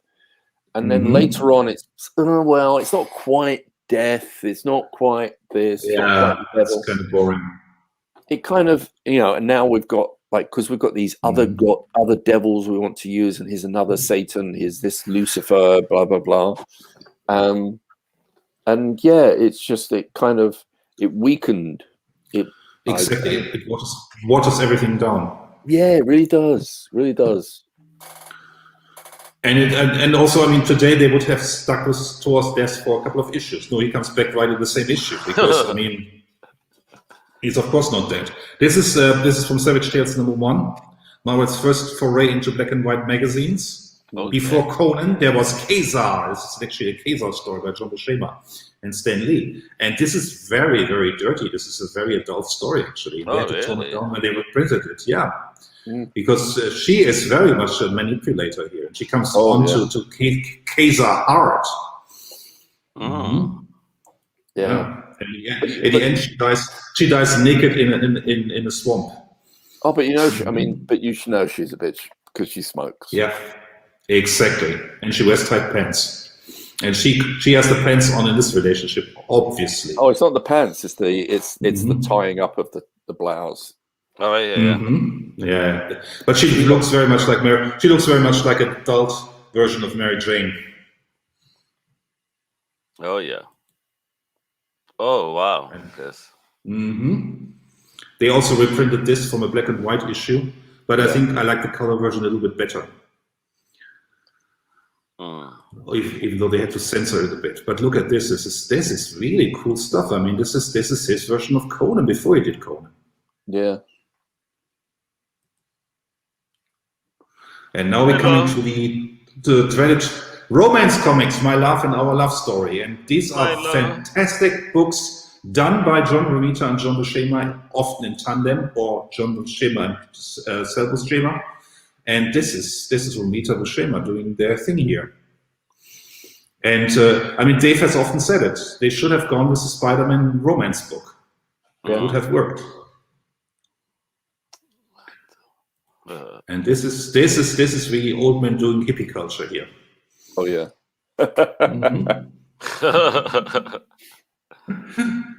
Yeah, I mean, of course, but this is also very much you see Spider-Man in this, Spider-Man's supporting cast in this. I mean, this is very much Romita. Very much Romita doing this here. Yeah, but this is a gorgeous shot by Josh Buscema. Well, if they'd done a Gwen and MJ book like this. Oh, wonderful. Because instead of doing when they started spinning off, I mean, I know it was before Gwen died. It was after Gwen died that they started doing all the spin-off Spider-Man titles. But if they had spun off before, earlier, instead of not keep her alive, but span off a title that was Gwen and MJ, and it focused on the two of them as kind of sometimes friends, sometimes frenemies. Occasionally, you know, Peter Parker, once in a while, Spider-Man swung past or rescued them from something. I think that would have been a great. I think that would have been a really groundbreaking comic. Absolutely. Did you notice this has KKK initials? Look, Kathy's Kooky. Wow. KKK. Whoa. What's going on here? What the hell? Was Stan thinking here? Maybe we have discovered the dark secret of Stan's past. Oh man, I'm looking at the hell.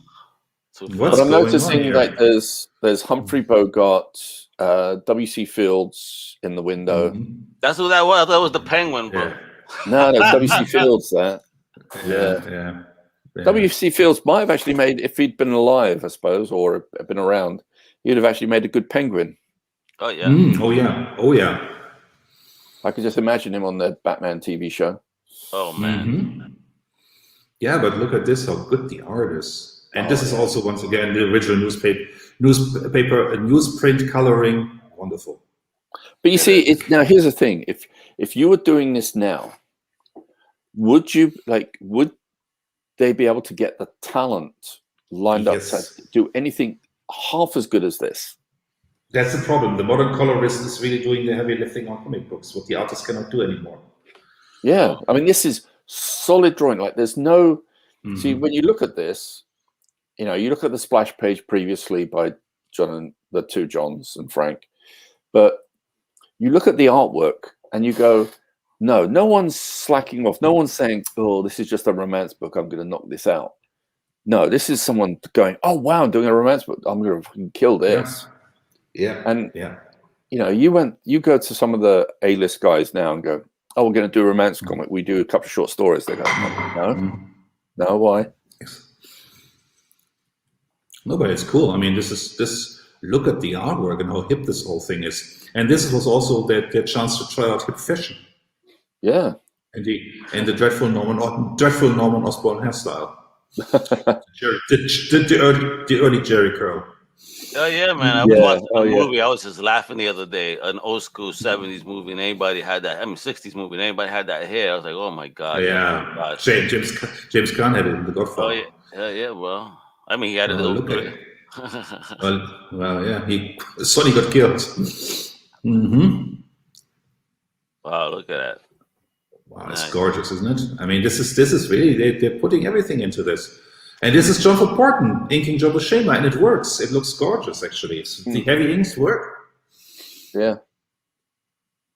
No man is my master. Yeah, it's a very, very famous story where this lady has a macho boyfriend, and she discovers feminism, and she says, "Oh, feminism is also not my bag. I go back to my macho boyfriend," as a woman should. Stan says, basically. You may dig a take, folks, exactly. You may dig a take charge kind of guy, but as for me, no man is my master. Yeah, but she's not into that hippie feminist shit. Nope.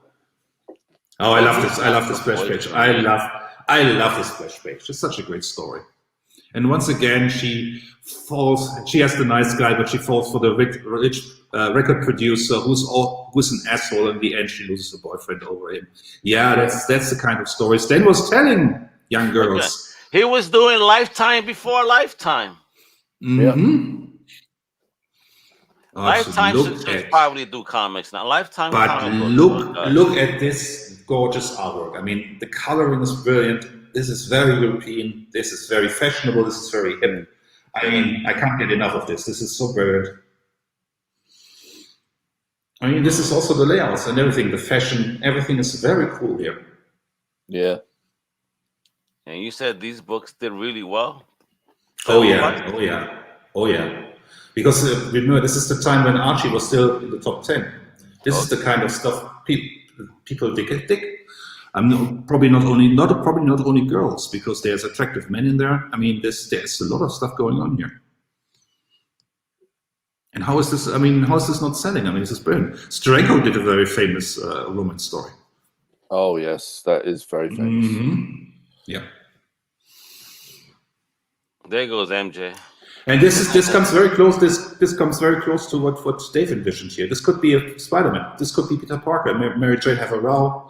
Things are not going well. And if you go to the next page, this is very much a Spider-Man page. The next page, when he's walking, this looks so much like Peter Parker. This is so Peter Parker. Oh, yeah, definitely. And particularly there, like John Romita was very heavy-handed on these pages. Yeah. But it's gorgeous work, though. Mother effer. Very nice. Indeed. I love him, but he's hers. That's the kind of story. Yeah. But this is the kind of, also once again, it's the kind of story Dave envisioned, because they're roommates and they in love with the same guy. I mean, this is MJ and Gwen. What do you remember? Do you remember there's a little bit, you get a little touch of it in Spider-Man. There'd be, hey, everyone goes, hey, are we all going to meet at the Coffee Bean? Yeah, exactly. Exactly. Yeah. And MJ is Harry's girlfriend, but she's not really into Harry. Yeah. And she's sticking around, and they are friends, but they're in love with the same guy. I mean, this is Gwen and MJ rooming together. Yeah. I can see Gwen getting a fashionable short haircut, a la Jane Seberg. I can see that happening. Yeah. Yeah, Well, I mean, this is great work here. See, well, where's her other hand? Is that what that buzzing is in the background? Oh, here we go. Oh, wow. Dave is ruling this. Yep, here we go. Of course. What else? Yeah, I mean, I've kept it fairly light for Conan. I'm sure 100 images or something, but I mean, we have to bring Alfred Akala into this. This is amazing, though. I want this. The poster. Now, see this. Well. All right, so this is the image we're supposed to have started with. This is the one, like this is penciled and inked by John Buscema. That I think here's the classic Conan figure, drawn after John's been doing the book for quite some time.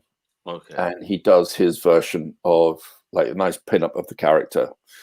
And it's just such a nice shot. And again, for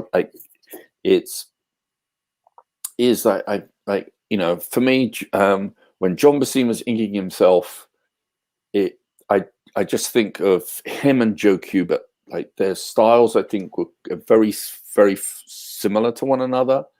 There's that beautiful brush and pen work on it all, very loose, or seemingly loose. It's just all there. He doesn't have to put every single detail in. It's just like left in shadows and a few brush strokes, but you know what it is and it's done. And that's such a nice shot and such a moody shot of Conan there. And it's just like, as much as I love the Barry Smith stuff, but I kind of feel that at the end of the day, John Buscema was probably the more relatable, like to me, is Conan. Yeah, he brought a little more heft to the character than Barry did. Yeah, I mean, it's like, Barry's stuff was great, but there's a lot of the times where the character, his Conan was maybe a little slightly lighter of foot, whereas you look at Conan and you think of, well, no, there's this, like when he comes running at you, this is a brick shit house running towards me. It's like, I think there was a guy who, I think he was a quarterback for the LA Raiders. They used to call the refrigerator. Oh yeah, Refrigerator Perry. Yeah, because basically it was like he was so heavy and big. It was like when he came running at you, it was just like being hit by a refrigerator. And that's to me was like, that's what I think of as Conan. It's like it's bang, he's going to hit you, and it doesn't even have to. He doesn't have to physically punch you. He's just gonna come at you, and by sheer weight, he's just gonna knock you to the floor. He's gonna barrel right over you. Yeah. Basically. Yeah. But this is the page up at the moment, inked by Tony DeZuniga, who was often collaborator on Savage Sword of Conan with John, and they even allowed a nipple. So it must have been Savage Sword of Conan. Oh yeah, that's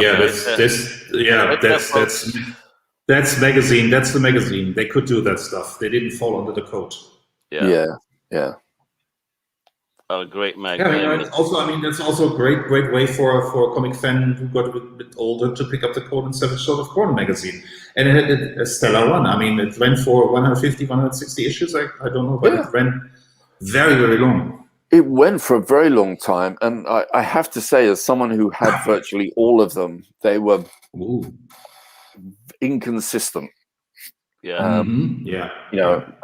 John Buscema's stuff was always absolutely awesome. Even when he didn't have a good inker, it was still a good, solid story. But there was quite a few artists. I think with the book, Conan became something where, we'll try you out on an issue of Conan rather than we'll try you out on an issue of Spider-Man. Gotcha. The disrespect, how dare they? Yeah, because again, at the end of the day, I think it was they didn't own it. It wasn't it was a licensed book. Yeah. Yep. Yeah. But this is Alfredo Alcala, and again, Alfredo Alcala is someone who there's a lot of people as I love John Buscema inking himself. I love that work, but God, do I love Alfredo Alcala's inks on John Buscema. I love Alfredo Alcala's inks, full stop. So Tony DeZuniga was also great, but Alfredo Alcala, that is the magic here. Yeah. And again, I think occasionally for me, I would, if I picked up an issue of Savage Sword of Conan and I saw Tony DeZuniga, I would go, I was hoping it was Alfredo Alcala. It's that thing of it's like going through. It's when you're reading John Buscema and one issue he's inked by George Klein, the next issue he's inked by George Roussos, and you get George Bell, and you go oh God. That's a problem there. Yeah. And again, so the page up at the moment is inked by E.R. Cruz, who's quite a good artist in his own rights. He did some work on The Avenger at DC and The Shadow, a few issues of The Shadow. A good artist in his own right. But I felt on top of John Buscema, this is why I included this, because, it's a first look, this is a good page of artwork. It is. But if you compare it to the Alfredo Alcala beforehand or the Tony DeZuniga, it's I felt he lost. Look at Conan's face. You've lost John Buscema's artwork there. I can't see John Buscema in his face there. Just a little bit. I could see it. I could tell it was John Buscema, but it was he kind of took the edge off for me. So it took away from it, which is a shame. But something that looks as beautiful as it does, you look at it, the brushwork is great, the shadows are good, everything's great, but it's just overpowering in the wrong way. Gotcha.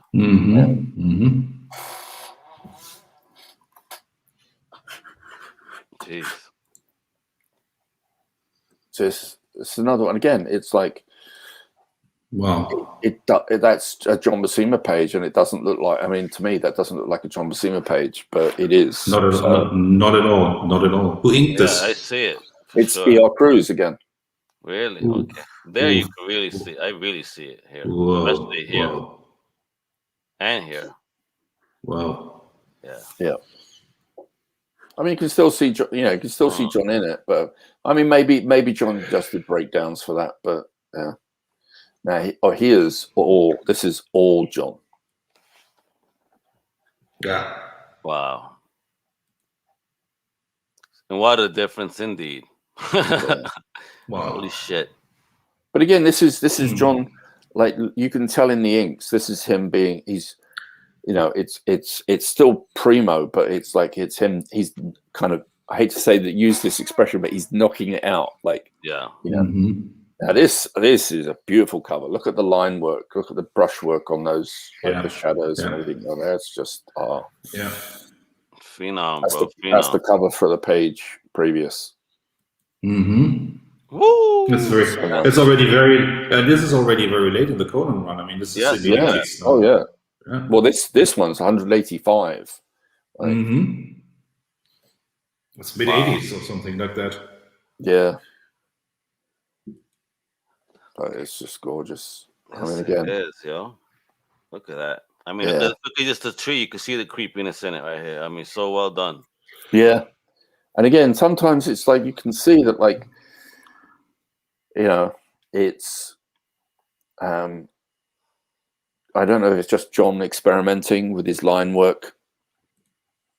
But this is beautiful, but there's not much detail here. It's lots of like feather, you know, a very quick feathering with a brush. I would probably say that cover probably took him a couple of hours. As opposed to something like this. Yeah. But again, all John Buscema on this one. Wow, look at that. Yeah. The detail just on that beast too. Awesome. Oh, I have this bad boy. Oh, this is very famous. I had it too, the famous issue.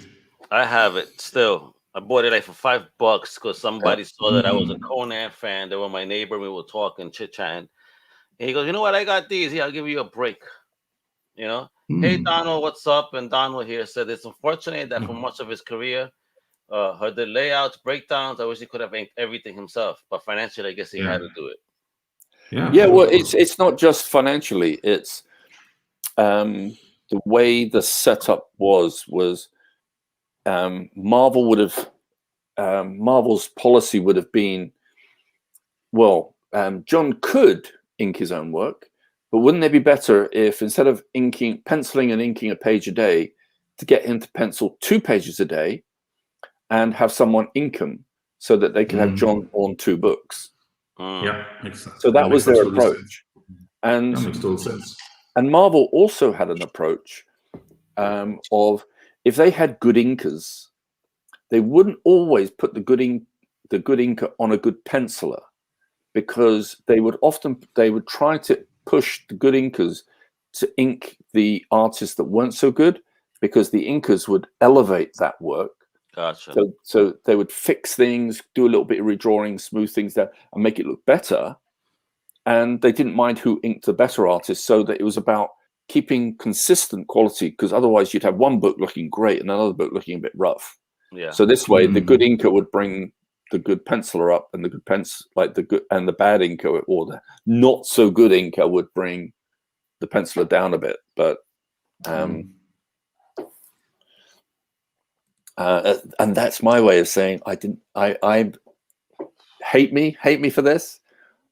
I wasn't an Ernie Chan fan. Okay. On John Buscema. Sorry, but I wasn't. And this I included because this was an oddity. This is Terry Austin inking a Conan cover. Now, Terry, if you look at his superhero work, awesome. He and John Byrne, absolutely cracking, amazing. John Byrne's never looked better in his life. Yeah. Still hasn't. When it comes to a Conan cover, all of a sudden I'm like, It looks very professional, lots of lines, but I'm just not feeling it. So it lacks the tooth that John Buscema gives his own work. Or, I mean, not that, Alfredo Carl is slick as anything, but, it was fluid. His inks were fluid, organic. This doesn't look that way, but it was an oddity. I just thought it needed to be included. And again, John Buscema and John Romita, heavily inked by John Romita. It's dope though. Shit, you can't take that away. That's a beautiful cover. No, yeah. Ooh, look at that menacing, broody. Whoa, very cool. Yeah, see, see again, John, and look, see all the characters around them. That whoever Conan is about to go and fight, everyone else is shitting their pants, and and Conan's like, yeah, come on in. They're like, oh my god, bro, are you in for it now? Yeah. It's a great cover, man. Defo. Yeah. Epa. Yeah. And this was a portfolio plate that John Buscema did. Dope. Yeah. Dope. Yeah, another of his little sketches. He was dropping these sketches everywhere, huh? Oh yeah. So Oh, look at that. Yeah. I mean, it's an unfinished piece. You know, I can only imagine that it looks like it's an unfinished Conan page or a splash page or something, but it's just, yeah, it looks great. Look at that. Oh, yeah. Oh, this was in 1980. Another Sophia over here? What's going on? Yeah, probably. Makes sense. Epa, look at that. Yeah. 2 against Tehran. Mm. Ernie. There goes Ernie, bro.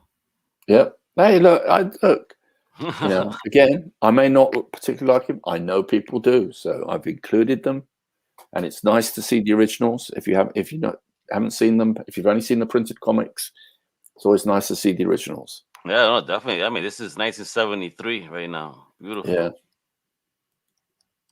Oh, Iraína, the La Tigresa. Well, this is actually from a page from a Cole the Barbarian, not Conan. Nice. Look at that. Yeah, I mean, it's again, it's like it was nice. Oh,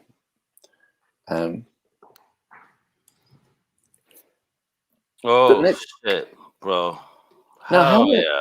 I wonder how many people today are familiar with FOOM, Friends of Old Marvel. Yeah. Oh yeah. Because it was, again, I think this was, again, like, I know, you know, on this show we've been pretty well balanced of our treatment of Stan Lee.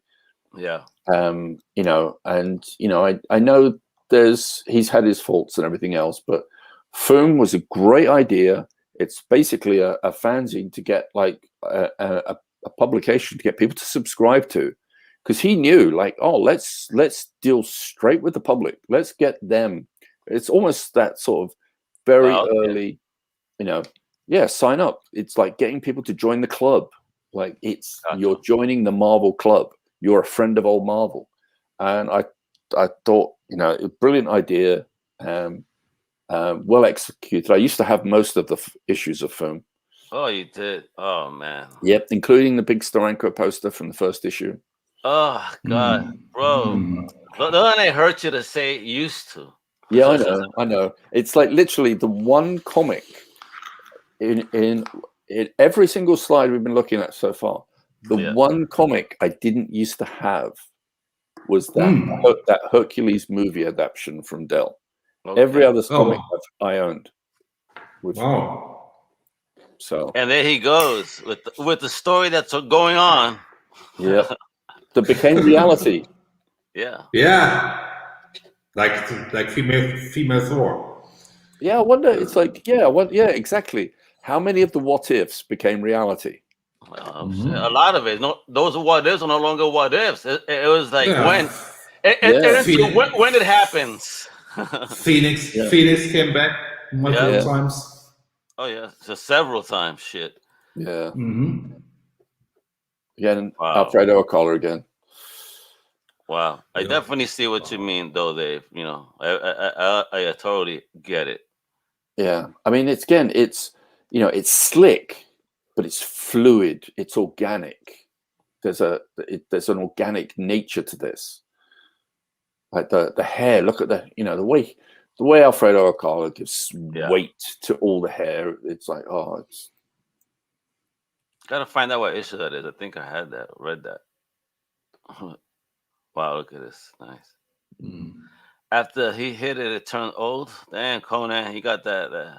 He made it old, bro. Yeah. But now, the reason I've included that page and the next page is this was inked by there was a few comics around this period that were inked by a group called the Krusty Bunkers. Neil Adams and Friends. Yeah, it was basically Neil Adams and friends. So, on this page, you can see like the heads were all inked by Neil Adams. Some of the faces in the foreground were inked by Neil Adams. But, the Krusty Bunkers were people like Dick Giordano, Ralph Rees, Terry Austin. So basically the continuity studio game. Yeah. I mean, you can see their presence if you look at. I've seen them. Yeah. Well, I was going to say, if you look at they did a lot of work on the original, the first Superman versus Spider-Man book. Oh, did they? Right. Yeah. If you look at that classic cover, it's credited to Ross Andrew and Dick Giordano, but I think Neil Adams was involved in that cover, and so was Terry Austin. If you look at the Empire State Building, I think the building on that, most of it was inked by Terry Austin. I was about to say that looks very Terry Austin now that you say it. Yeah, Neil Adams got to do his own crossover with the Muhammad Ali issue, which is still fantastic. Oh yeah, and again, Terry Austin inked some of that too.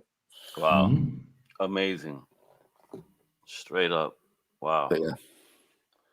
Yeah, all of these is just like again, John Buscema, Neil Adams, great team.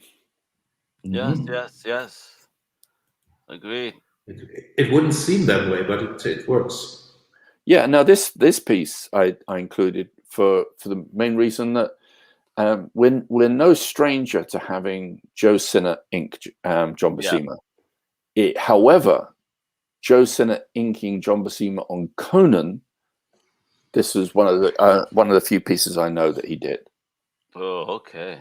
Oh, wow.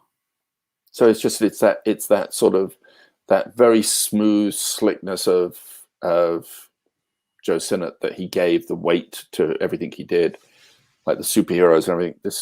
It added a different dimension to this piece, I thought. So. Oh wow! Well, yeah, kind of where we started. Yeah.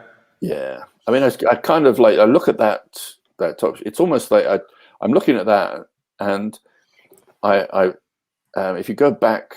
Well, that's the one. That looks like Ming the Merciless. Oh, absolutely. And I couldn't help. I can't help but think now that, like, looking at that, imagine John Buscema doing Flash Gordon. Oh man, yeah. Oh, very cool. Yeah, that would have been wild. Yep. And there goes Conan getting his Mac on like always. Yeah, that's the sort of thing. That was going to be. I was tempted. I was almost going to use that shot as the very last image of the Conan pieces because it's such a it's the Conan gets the girls, not the girl, the girls. Yeah. He a pimp, son. Yeah. Come on now. Wow, look at this. Now these, the next two pieces, and they're the only two pieces I could find. This is John Buscema inked by Charles Vess. Oh wow! Oh, interesting combination. Yeah, and it's particularly like the old guy's face is particularly noticeable if you look at the old guy's face down in the corner. Yeah, where strange enough Charles Vess has put his signature. But it's really nice. And then there's the next page. Oh yeah. That's very fast. Charles Vess again. Yeah, very much so. Very interesting combination. And I just I'd like to have seen more of that. They fit well together, actually. They do, yeah. That's very much a nice touch. Oh, this is again, it's an example, unfinished cover. And yet on the back of it, you can see all those little sketches and drawings. I see. Oh man, I would love to have my hands. You do a frame with no back, have a double glass side, so you hang somewhere in the middle somewhere. I mean, can you imagine? It's like this guy was just so like this guy could just draw so quickly, so like it almost feels like that on the back of every John Buscema piece of artwork must have been at least one sketch. It feels like that. Lucky people got their hands on that. Yeah. Oh, look at this. This is from the movie adaptation. The movie adaptation. Yeah, I could talk about it, but cool. me right here. Yeah. And I believe this was from the second movie adaptation, Destroyer.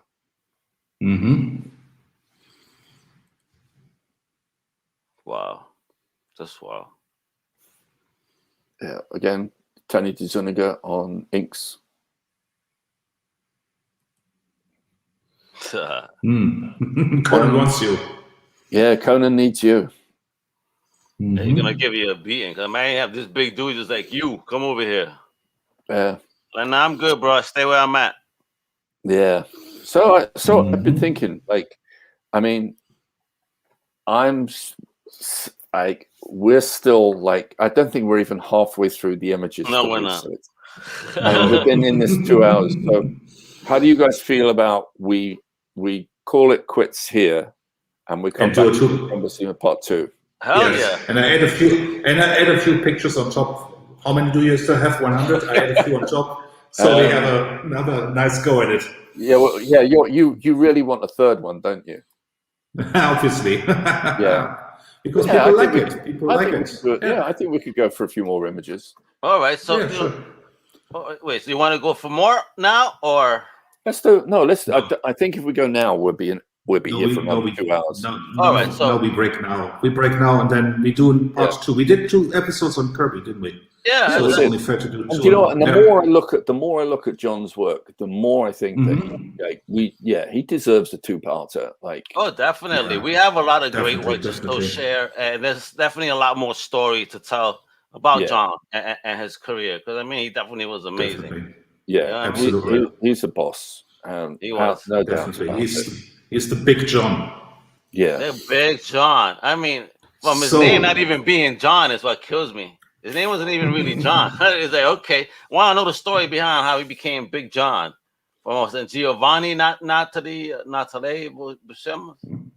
Like well, actually, if you met the guy, he was a big guy. Yeah. Giovanni Natali Buscema. Otherwise known as Big John. Well, don't forget, I mean, just like, it's a long line of how many artists, like everyone from Jack Kirby to, and Stan Lee, like how many changed their names? Oh yeah, absolutely. All right, folks. Well, there you go. We're gonna come back in 2 weeks with part 2, because Big John, this is actually a big episode. No pun intended. It's like, wow, it really is. So we're gonna come back in 2 weeks, finish it up, and keep diving into the history of John. And guys, we'll have a good time. Folks, you know how it goes. Follow ComicCrusaders.com, undercovercapes.com. Download our app on the Google Play Store, Comic Crusaders. And of course, if that's not your easy peasy, please download our podcast as well, the Comic Crusaders podcast. Or you can also, like and subscribe right now here at the bottom, por favor, and turn on those notifications so you know when we're live. We have a whole bunch of shows coming out this week that I'm pretty sure you guys are definitely going to be entertained. Donald, thanks for hanging out. Yep. He's definitely going to rewatch because you came in late. Thank you. Says, thank you. Definitely tune in 2 weeks. And don't forget, check out Big Al's interview with Todd McFarlane if you missed it. Thank you. Thank you. That was, again, a lot of fun. You can check that on ComicCrusaders.com or Comic Crusaders World, wherever is easy for you, folks. You know how it goes, all right? With that, I'm Al Mega, with Chris, with Dave. Auf Wiedersehen. We're the International Comic Crusaders. And we're out.